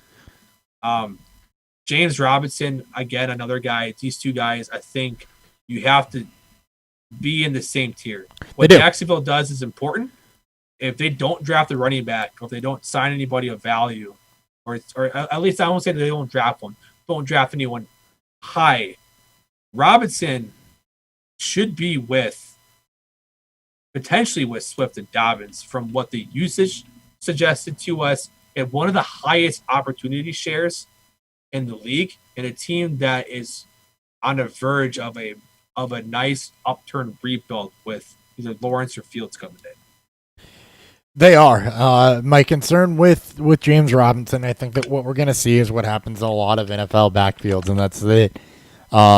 There's got to be somebody else there eventually. There has to be, right? I think that there has to be somebody else there because I don't think that. Yeah, I don't think that. I mean, there's no reason, I guess, that there has to be, but at the same time, it's just the way the NFL runs these days. You don't typically have those bell cow backs, so I want to see who they bring in. The good thing is the impression I get is that he's not nearly as hyped as Cam Akers is, and I'm not alone in that take, to where, I think that he's a perfectly fine hold. His hype's cooled down because of his, he was hurt. So the problem with Robinson is the problem that we've had with Philip Lindsay and Chris Carson. Undrafted free agents will never get the respect because there's always a what if, or they're going to bring somebody in. Chris Carson survived Rashad Penny because of injuries. And because he's a better back, he should have been drafted.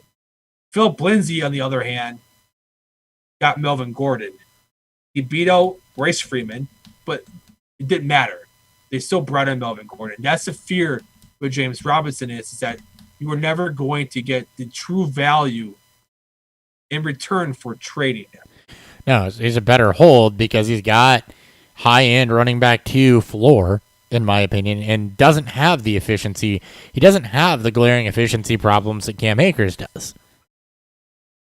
He's getting opportunity. For me, it's opportunity and efficiency is a good thing. He's got good enough efficiency, and just like with what we're going to see with Cam, is that he's going to have a high opportunity. He's going to get touches, and we hope Jacksonville's offense should be better next year. Should be. It can't be much worse. So touchdown upside should be there. Game script upside should be there, and that's where the allure of James Robinson, if he can survive the draft and free agency, is for him. Yeah, and I don't think there's going to be anybody that comes in the draft or free agency that makes you say, well, he's dead. It might throw a little bit of water on there, but I don't think there's going to be anybody that comes in and it's, well, he's dead. If Jacksonville spends a day 2 pick, especially round 2, he could get Trey Mason. I present to you Rashad Penny. You've already referenced. Rashad, he's got it, he got hurt. He still did not take over the backfield when he was healthy. But he made enough of thorn to the side to Chris Carson's value. That's real. But that's he the argument truly. But he did not tank Chris Carson's value to completely unusable. He got hurt. And then Carson, it was always with Carson. He was still productive, but he was never valued what he should have been as, because while Carson fumbled, Penny, when healthy, more often than not, I believe, was hyper efficient. It's just that he was efficient, but again, my argument goes back to he did not tank Chris Carson, which is the same argument that I have with James Robinson. He did not in any game. Also, a different office. He did not drive Chris Carson to a point where he was unstartable, did not have at minimum flex value, or was unusable. Well, I'm not disagreeing with you there. But well, that's the only point. It's the only point I'm making is okay. that even if they bring somebody in, James Robinson is still a fine hold because I don't see his value getting tanked to the point of where he doesn't have, at minimum, flex value week in, week out. That's the hope. That's hope. And my argument for that is Chris Carson or Rashad Penny. Even if they take somebody at the end of the first round. A playoff team who has proven that even with Russell Wilson wants to run the football a shit ton, we don't know what that's going to be with Jacksonville. Because now the shift will if they bring in Urban Meyer, it's going to be total dog shit and you're not going to want anybody. And so probably argument that we don't even need to have because we will have to talk about Robinson's value once everything happens. He's a hold. That we can agree on. I wouldn't sell him off because the value could still be high. I wouldn't trade him off yet because that value hasn't tanked yet. But I do fear because of the love undrafted free agents get that Robinson will never yield higher than a first round pick at this point. Because of Philip Lindsay and because people always seem to be on this, fringe line with what Chris Carson actually is, even though we should have just been buying Chris Carson all along. Anyways. Good talk. Antonio Gibson, the other guy that we mentioned and completely got hung up on James Robinson. Gibson's got all the upside in the world. We've talked about that. He's built like what you want out of your high-end RB1. He's built like David Johnson. He fought through whatever rawness we thought he needed to. He gained the trust of the coaching staff.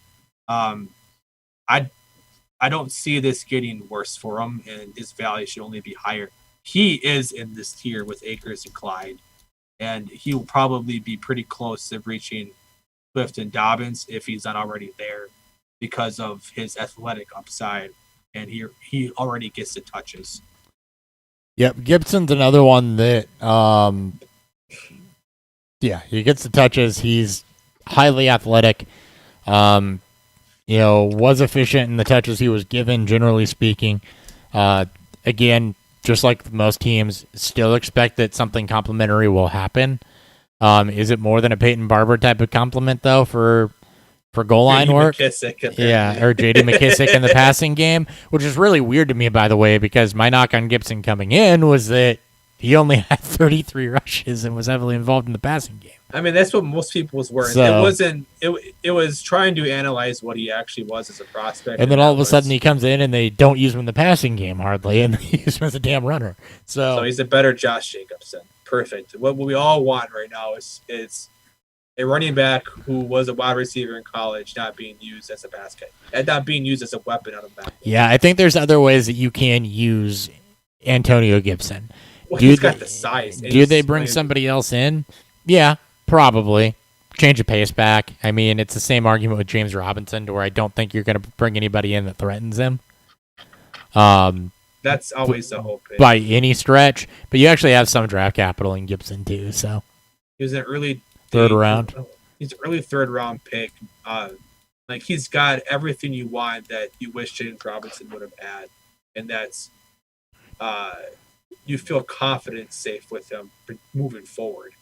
As opposed to I have my nerves, but we're not getting back to James Robinson, but Gibson, buy high. Just find a way, get it done, be rewarded the way that Ron Rivera rewarded you with Christian McCaffrey.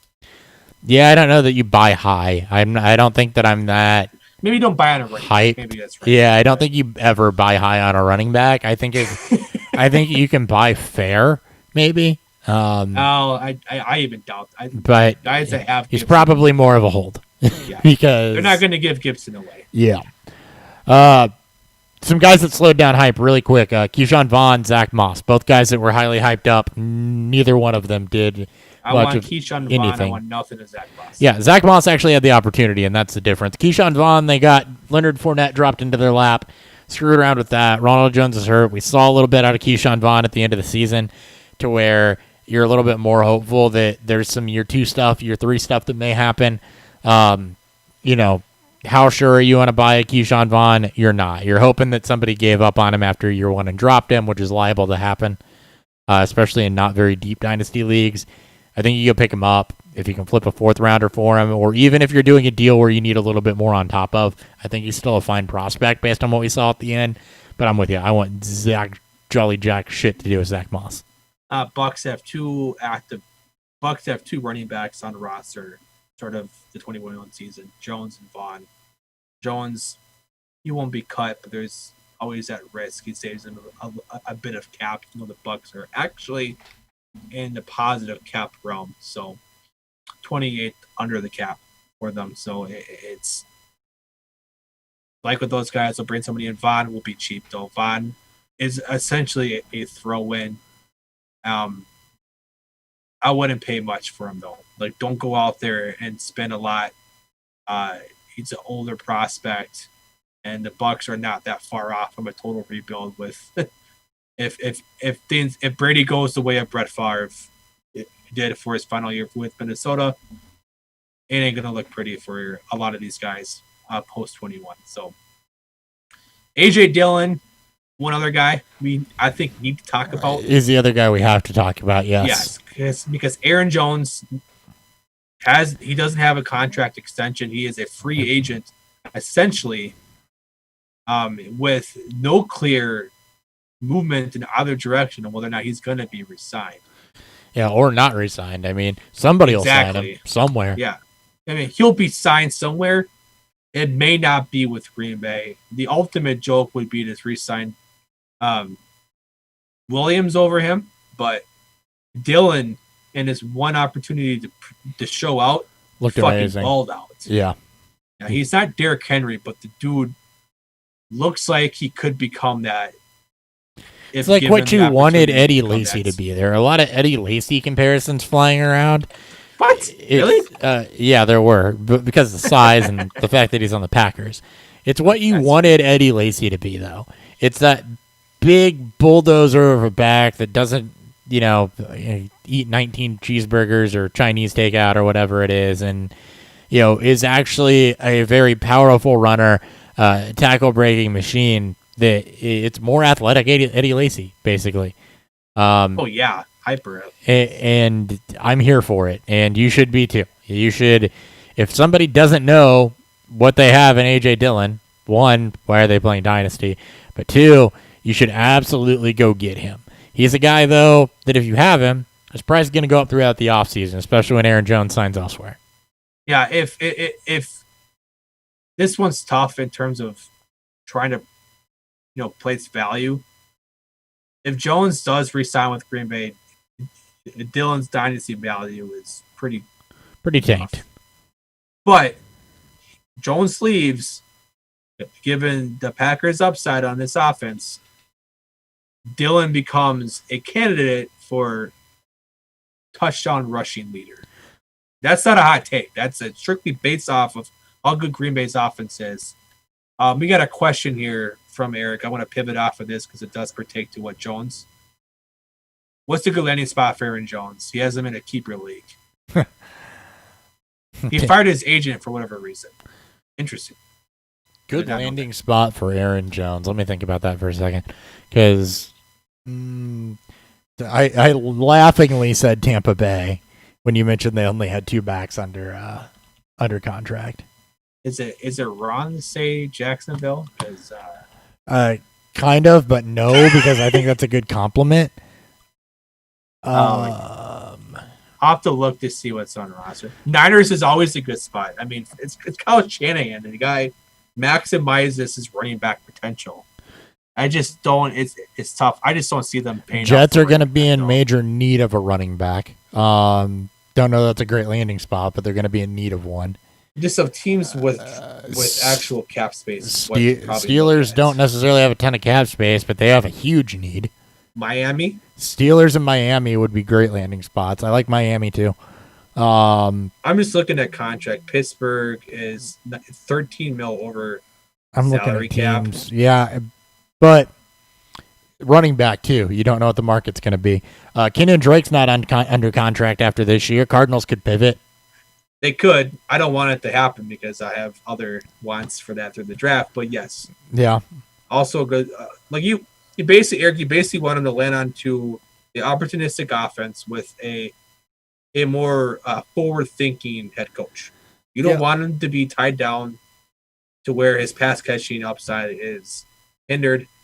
I actually would love his pairing with the Cardinals. I think that would be one of the better spots. Atlanta, especially depending on what you'd think an offensive-minded head coach comes in there, given the pieces that they have. Gurley not under contract. Atlanta's another good landing spot I could see Ryan for Aaron Jones. Gone. Yeah, 32 mil over contract. I know this doesn't matter as much, but to see Jones is going to get more than what Melvin Gordon got. It'll likely be around where probably Devonta Freeman got a couple years ago. Mm-hmm. And Jones is worth more than probably what both of them got. And it's just what team is going to pay up for that. The Jets, 62 mil under cap. Yeah, I think the Jets make a ton of sense.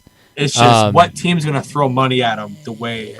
Yeah, and is that he asked what a good spot would be for Aaron Jones, and I don't know until that's not a good spot for until we know what they do. Maybe. Until we know what they're going to do in the coaching ranks, I don't know if that's a good spot for him or not. It might be a spot where he can land and he's going to have a ton of insulated value because they have nobody, but I don't know that it's a great spot from an efficiency perspective. I'm looking at the Falcons as a team with a need that's going to be a really good landing spot. I'm looking at the Cardinals that'll have an obvious opening as a team with a really good landing spot. And that might be about it. And Pittsburgh. Pittsburgh's the other one with a need without thinking about contracts or anything like that. I think for Jones, what we know is that wherever he lands, he's going to get he's going to be paid to the point where a team's not going to not use him. It won't be like a Jamal Williams situation where a team fucks around and gives a below average grinder back high volume for whatever reason. So wherever he lands, he's still a RB1 for Dynasty. He's still in that realm. We'll have to see how free agency plans out though. Sure. Wide receivers, or you have any other running backs? No, let's just go to wide receivers. Higgins, Lamb, Jefferson. I think that all three of these guys are just studs. I don't think that, given the career arc of wide receivers, I don't think you're moving them if you have them, unless it's an incredible offer. I don't see any of these guys as, stocks I want to get out of. Nope. I don't see any of them as particularly buy low candidates, given the way that they performed in year one. I mean, you can look at Lamb and Higgins should be guys you are targeting in trades. I'm sorry, I will pay up for these two. Jefferson's going to be damn near impossible. Higgins and Lamb had the same thing. They're attached at the hip for what happened to their season. Yep. The only thing with Lamb is Dallas and Dak seem to have been further apart with contract talks. We know what Lamb is still a very good receiver without Dak. He showed that with Dalton and the fucking slew of quarterbacks they tried throwing out there. So it's same with Higgins, but Higgins is tied at the hip to Burrow, which we like, with an offensive-minded head coach. Mm-hmm. And Lamb is just proven overall that he can be. He's not quarterback proof per se. But if Dak comes back, the defense is still probably a year away. We still like Lamb. Yeah. And we're 3 to 4 tiers deep in guys in this that we like. Disappointing guys, though, that were hugely drafted. Jerry Jeudy and Henry Ruggs. And I have completely differing opinions on these two. Ruggs is probably going to be so dirt cheap that he's worth a dart throw. Jeudy is basically Calvin Ridley without a good rookie season. I think I swear, the comparison I keep coming back to for Judy's rookie season is Michael Gallup. It's the type of receiver that they are. It's the way that they struggled with drops and catch percentage in year one. The target volume that they got. I think getting Cortland Sutton back puts Jeudy into more of a Ridley type of situation and more of a Ridley role there, to where the coverage is going to end up being softer on him. I think that not having Cortland Sutton hurt his rookie season. Jerry Jeudy is a buy low for me this year because there's a lot of people that are down on him, and I think that he stands to have a much, much better season next season with Cortland Sutton back and a year of experience under his belt. I think that Jerry Jeudy is going to be fine. I think he's a buy.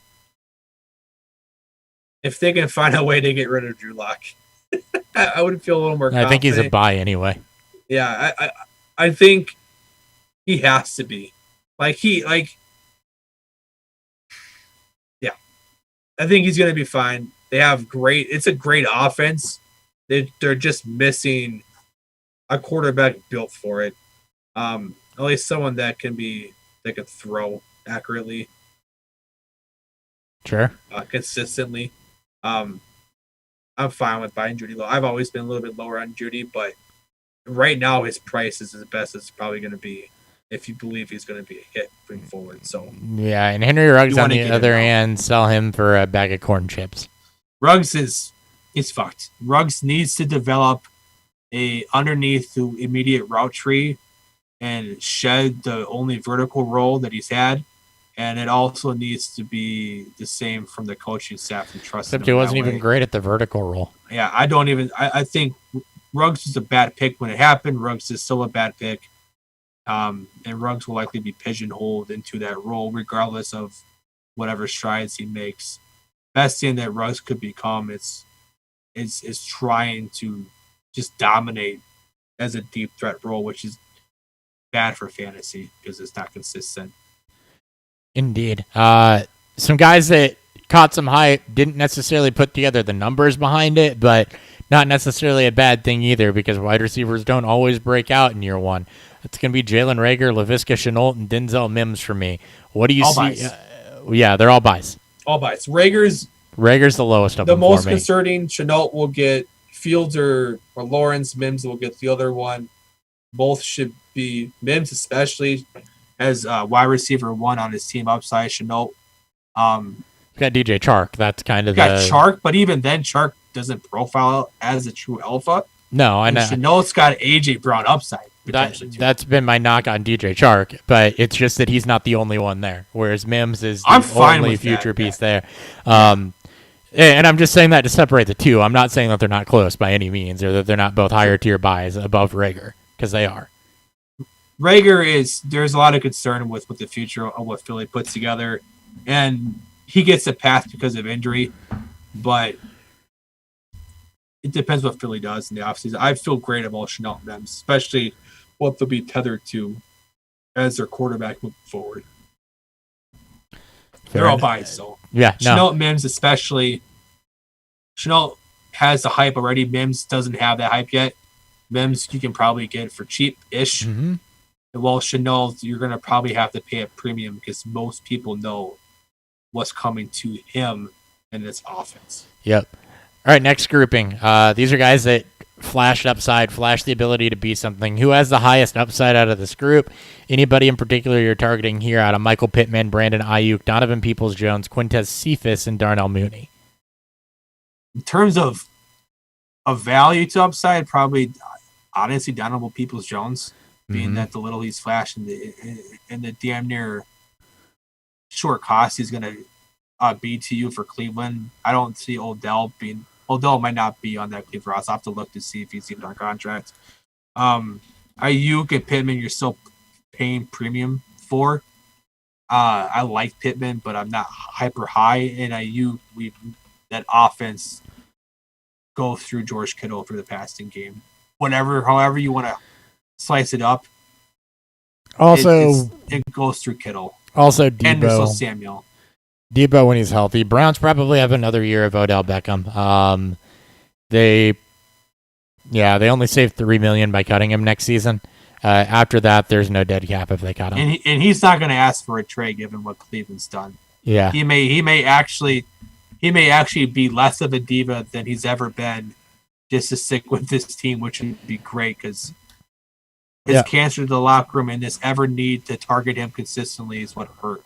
I think Baker overall, honestly. yeah. Cleveland's got one more year. It looks like. Okay. As far as the other guys, Mooney has upside though. He does. Mooney does have upside. The thing with Mooney is the same problem that you have with 4 of these 5.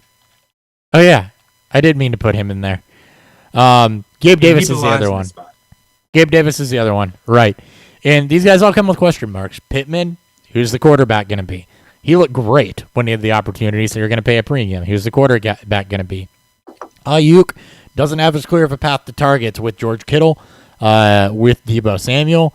Still look good. Peoples-Jones, same thing. He's going to be behind Landry and behind the running game and behind, Beckham, at least for the next season. But it's a long-term play. Quintez Cephas is interesting to me because I don't think Marvin Jones is long for the Lions roster when they enter a or rebuild. Kenny Galladay, who's also a free agent. Yeah, or Kenny Galladay. And they took a long look at Quintez Cephas down the stretch, and he actually delivered some moments. Mooney had a ton of target volume, turned into a nice deep threat for the Bears. Again, you don't know what they're going to do. Gabe Davis. If you didn't buy him, you're not getting a value on him right now. He's going to be tough. I still think you can get decent value for what he is. And likely going to John be. Brown's probably, again, I'll have to look at where Brown's contract I looked sits. at it the other day. I think he has another year. I don't even think it matters. I think Gabe's done enough to take on that role. He's a great compliment to Diggs as a field stretcher. Josh Allen is I don't give a fuck, still going to throw it deep.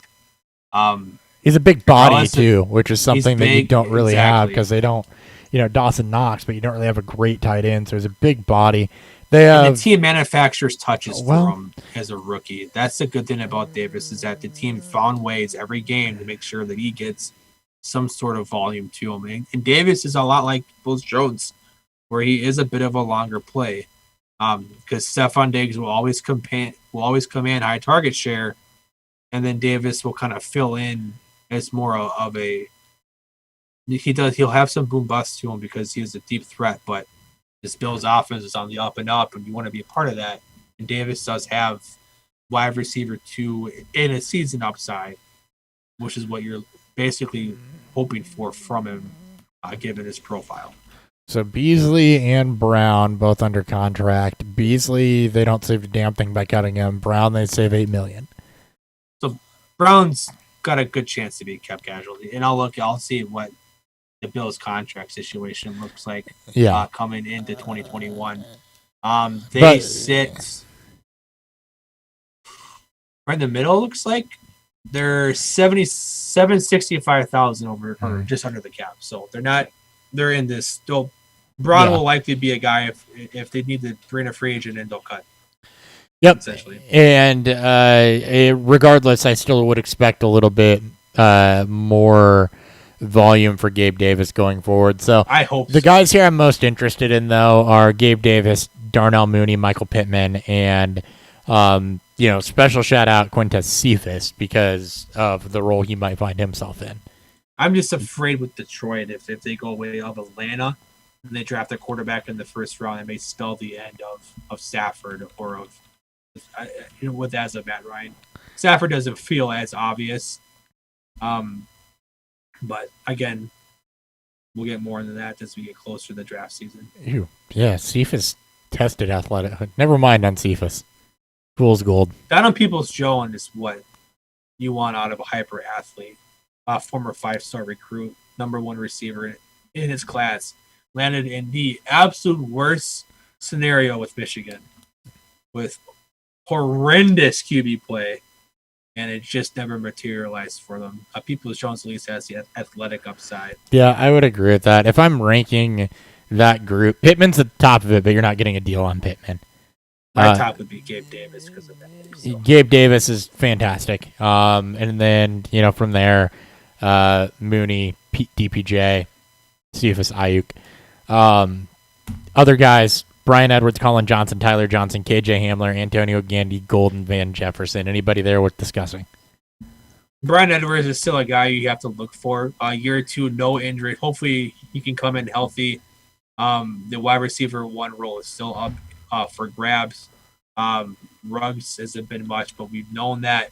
I don't know what the contract situations look like for Aguilar and Renfro and company, but if there's someone in this list that's got a clear path to opportunity and target share and volume, is Edwards out of anybody on this list, and I don't think it's that close.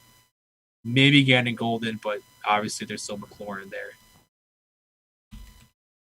Maybe Tyler Johnson if Godwin does leave in free agency, but so Mike Evans and Antonio Brown. Yeah.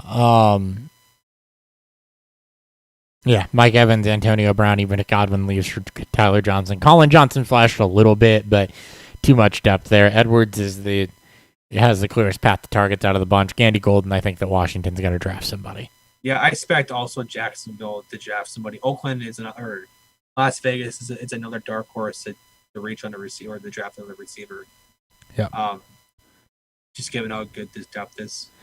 Tight ends is a one-horse show, really. You saw Harrison Bryant, I guess, if anything happens with Austin Hooper or David Njoku, then you can, if Bryant finds himself as the only show in town, he's flashed some good upside. Cole Kmet was the most utilized and has the most upside, and I think his upside probably is that Doyle Hooper type of player. But Cole Kmet actually did turn into a relatively nice pick for the Bears, so he's the tight end name you need to know. Best comparable player profile to Vance McDonald. Komet's the only tight end probably worth talking about. Even right now, I think in the next 3 years, they'll probably say the same thing. This was always a tight end class that was going to be completely forgettable. Yep. I promise you 2021 will be immensely better. Yep, for sure. All right, that's a review of 2020. We'll get 2019 next week. I believe Tyler wants to come on for that. So we'll try to line that up. McNamara. Jordan McNamara, sorry. Why the hell did I say Tyler? Tyler McNamara is somebody. Hold on. Now I got to know who that is. Well, we'll give a quick, while he's looking, we're going to give a quick rundown of the divisional games here. Some betting, obviously fantasy, there's not much we need to talk about. We'll do a quick We're rundown. not going to talk shit about fantasy. Yeah. We'll give a quick rundown of our betting and what we like in the 4 games coming up. Indeed. Starting off, Packers-Rams. Packers favored by 6.5 in this one. Line is 310 towards the Packers. 45.5 is the over-under here. Donald's got cracked rib cartilage. Goff had a busted-up thumb. Did not look good. I like Green Bay. Yeah, you can probably alternate line Green Bay into a far favorable spread. 6.5 is a pretty good line. It's a touchdown plus extra point, which is never guaranteed. Over under 45.5, I think it's set perfectly. I don't know how much the Rams score. Their saving grace is if they ride Akers against this piss poor run defense. Who actually looked better. Yeah, and that's going to be what I think LA will do. We'll try to manufacture, high efficient run or high efficient passing, short pass plays, and then trying to run the football to keep Green Bay off the field. So I'm still taking Green Bay in the points and probably the under. Yeah, no, I agree with that entirely. Should be knockdown, smash mouth. Wouldn't be surprised if we see in more of an A.J. Dillon coming out party, though. Try to bully his way through the interior of this Rams line as well. Especially with the banged-up Darnold, so I do agree with that. Yep, I think they'll put him in and try to hit him hard there. Ravens-Bills, Packers pick there. Ravens-Bills, Bills favored by 2. Plus 110 is the line towards Baltimore. 50.5 is the over-under here. This game's going to be fun.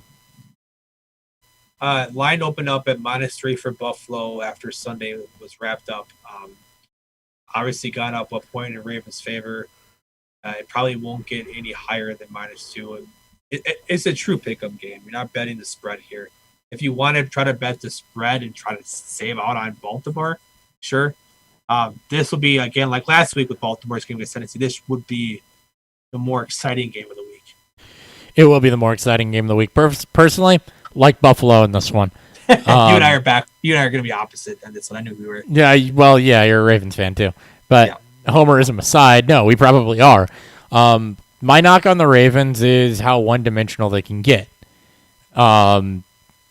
Buffalo, multi-dimensional, but that passing attack is for real.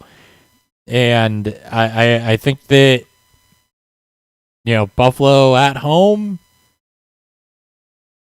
I don't know. I like the over here more than anything, but my pick'em's on Buffalo. Yeah, I'll take Baltimore. The offense is coming together.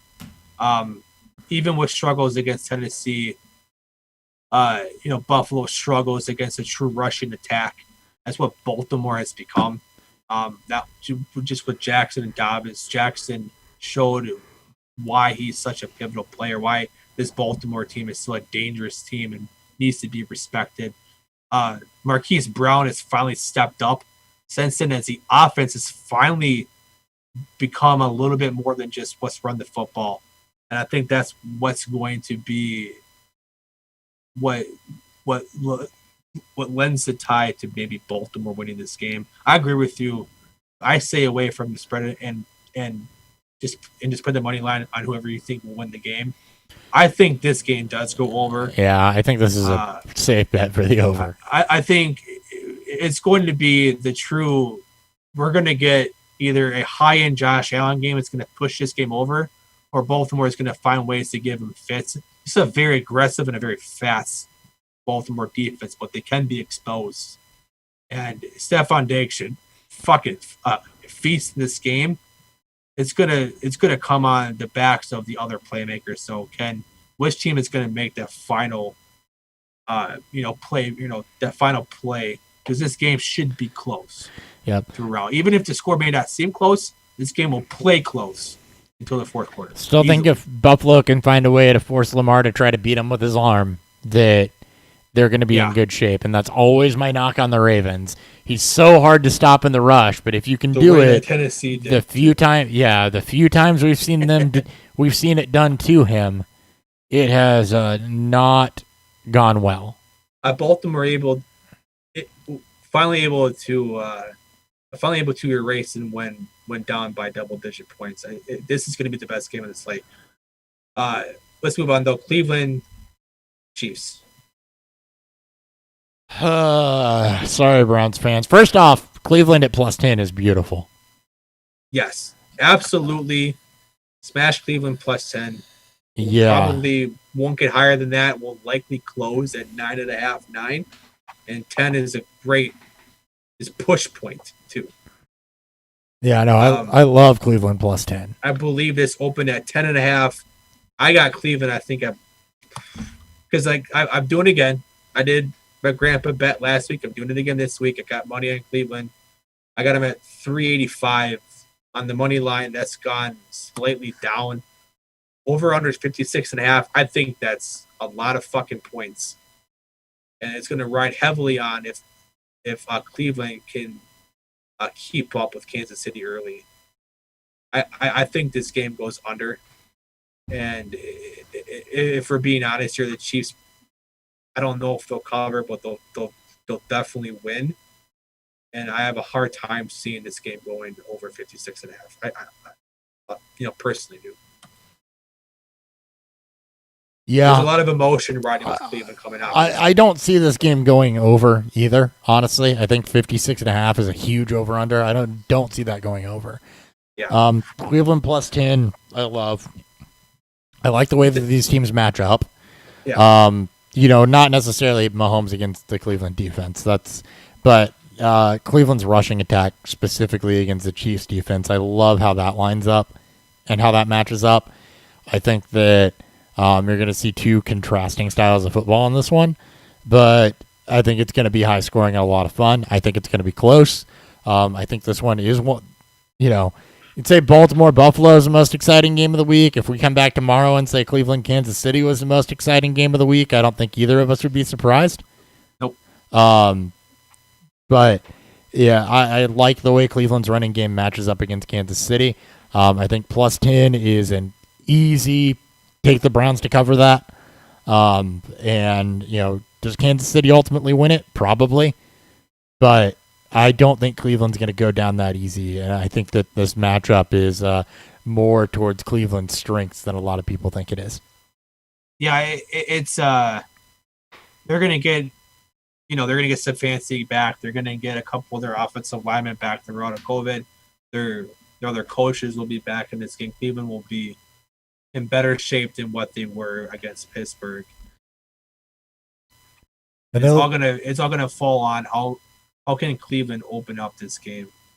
There's a part of me that thinks that Cleveland could get completely blown out.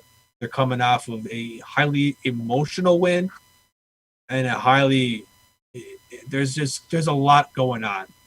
And it wouldn't surprise me if they come out flat and get fucking curb stops. And I don't want to think that, but there's a reason why that they're +7. Fair enough. I agree. Yeah. No, I agree. Chiefs defense will remain the weakness too. It's going to be, this is another game where can defenses step up and make plays also. If that happens, that's going to make a big difference, and you only need one to swing the game. I mean, look at the Browns. They got a defensive touchdown first play of the game. Yep. And that changed everything. Bucks Saints. Saints are favored by 3, so it's the home point favors. Plus 136 to the Bucks. I like the Bucks money line. Honestly, I was on the Saints when I first saw it. I just, we're gonna get Tom Brady. Like, it's hard to bet against Tom Brady in the playoffs. The Saints, again, they didn't look great against Chicago. Chicago's still got a good defense regardless of some of the pieces that they were missing. Saints came out a bit flat. They should have been a higher scoring, maybe more of a higher blowout. I do like either Bucks +3 if you don't want to play the money line. You want to get a little bit less odds on your bet. Over-runners at 51.5 though. That one makes me slightly nervous because it can go in either direction. I think this game goes over. I think this game stays close, and no team is ever up at more than 7-8 points. Yeah, I think it stays close too. The thing with the offenses here is that you see such a greater path to points for the Bucks. For the Saints, it's been a lot of games. It's how well can they run the football, and the Bucks are built to rush the passer and stop the run. Yeah. That's where they're strongest. It's going to be on the back of Drew Brees for one last vintage performance if the Saints are going to win this game. I agree. Is the way that I think that works. I like the Bucks at plus 136. I actually just bet that. So, love it. There you go. That's it. These will get shorter because there's going to be less games to play. We'll be back for championship week next. So, any parting thoughts, Dan? Good luck on your bets this week. Good luck if you're doing fantasy playoffs. And go Browns. Yeah, go Browns. Good luck to all. If you're doing any type of fantasy playoffs, as Dan said on bets, YouTube, Beerfield Fantasy Football, Beerfield FF on Twitter. Facebook is back. Instagram is back. So, yeah, Beerfield something there. I don't even know what those are, but they're there. Beerfield FF for Instagram, same as Twitter. Beerfield Fantasy Football is the same as YouTube. Yeah, yep. There you go. Yep. So, until next time, we'll be back with 2019 rookies, Jordan McNamara, potentially next week. And, review of the divisional games, preview of the championship games. See ya. Hey, guys.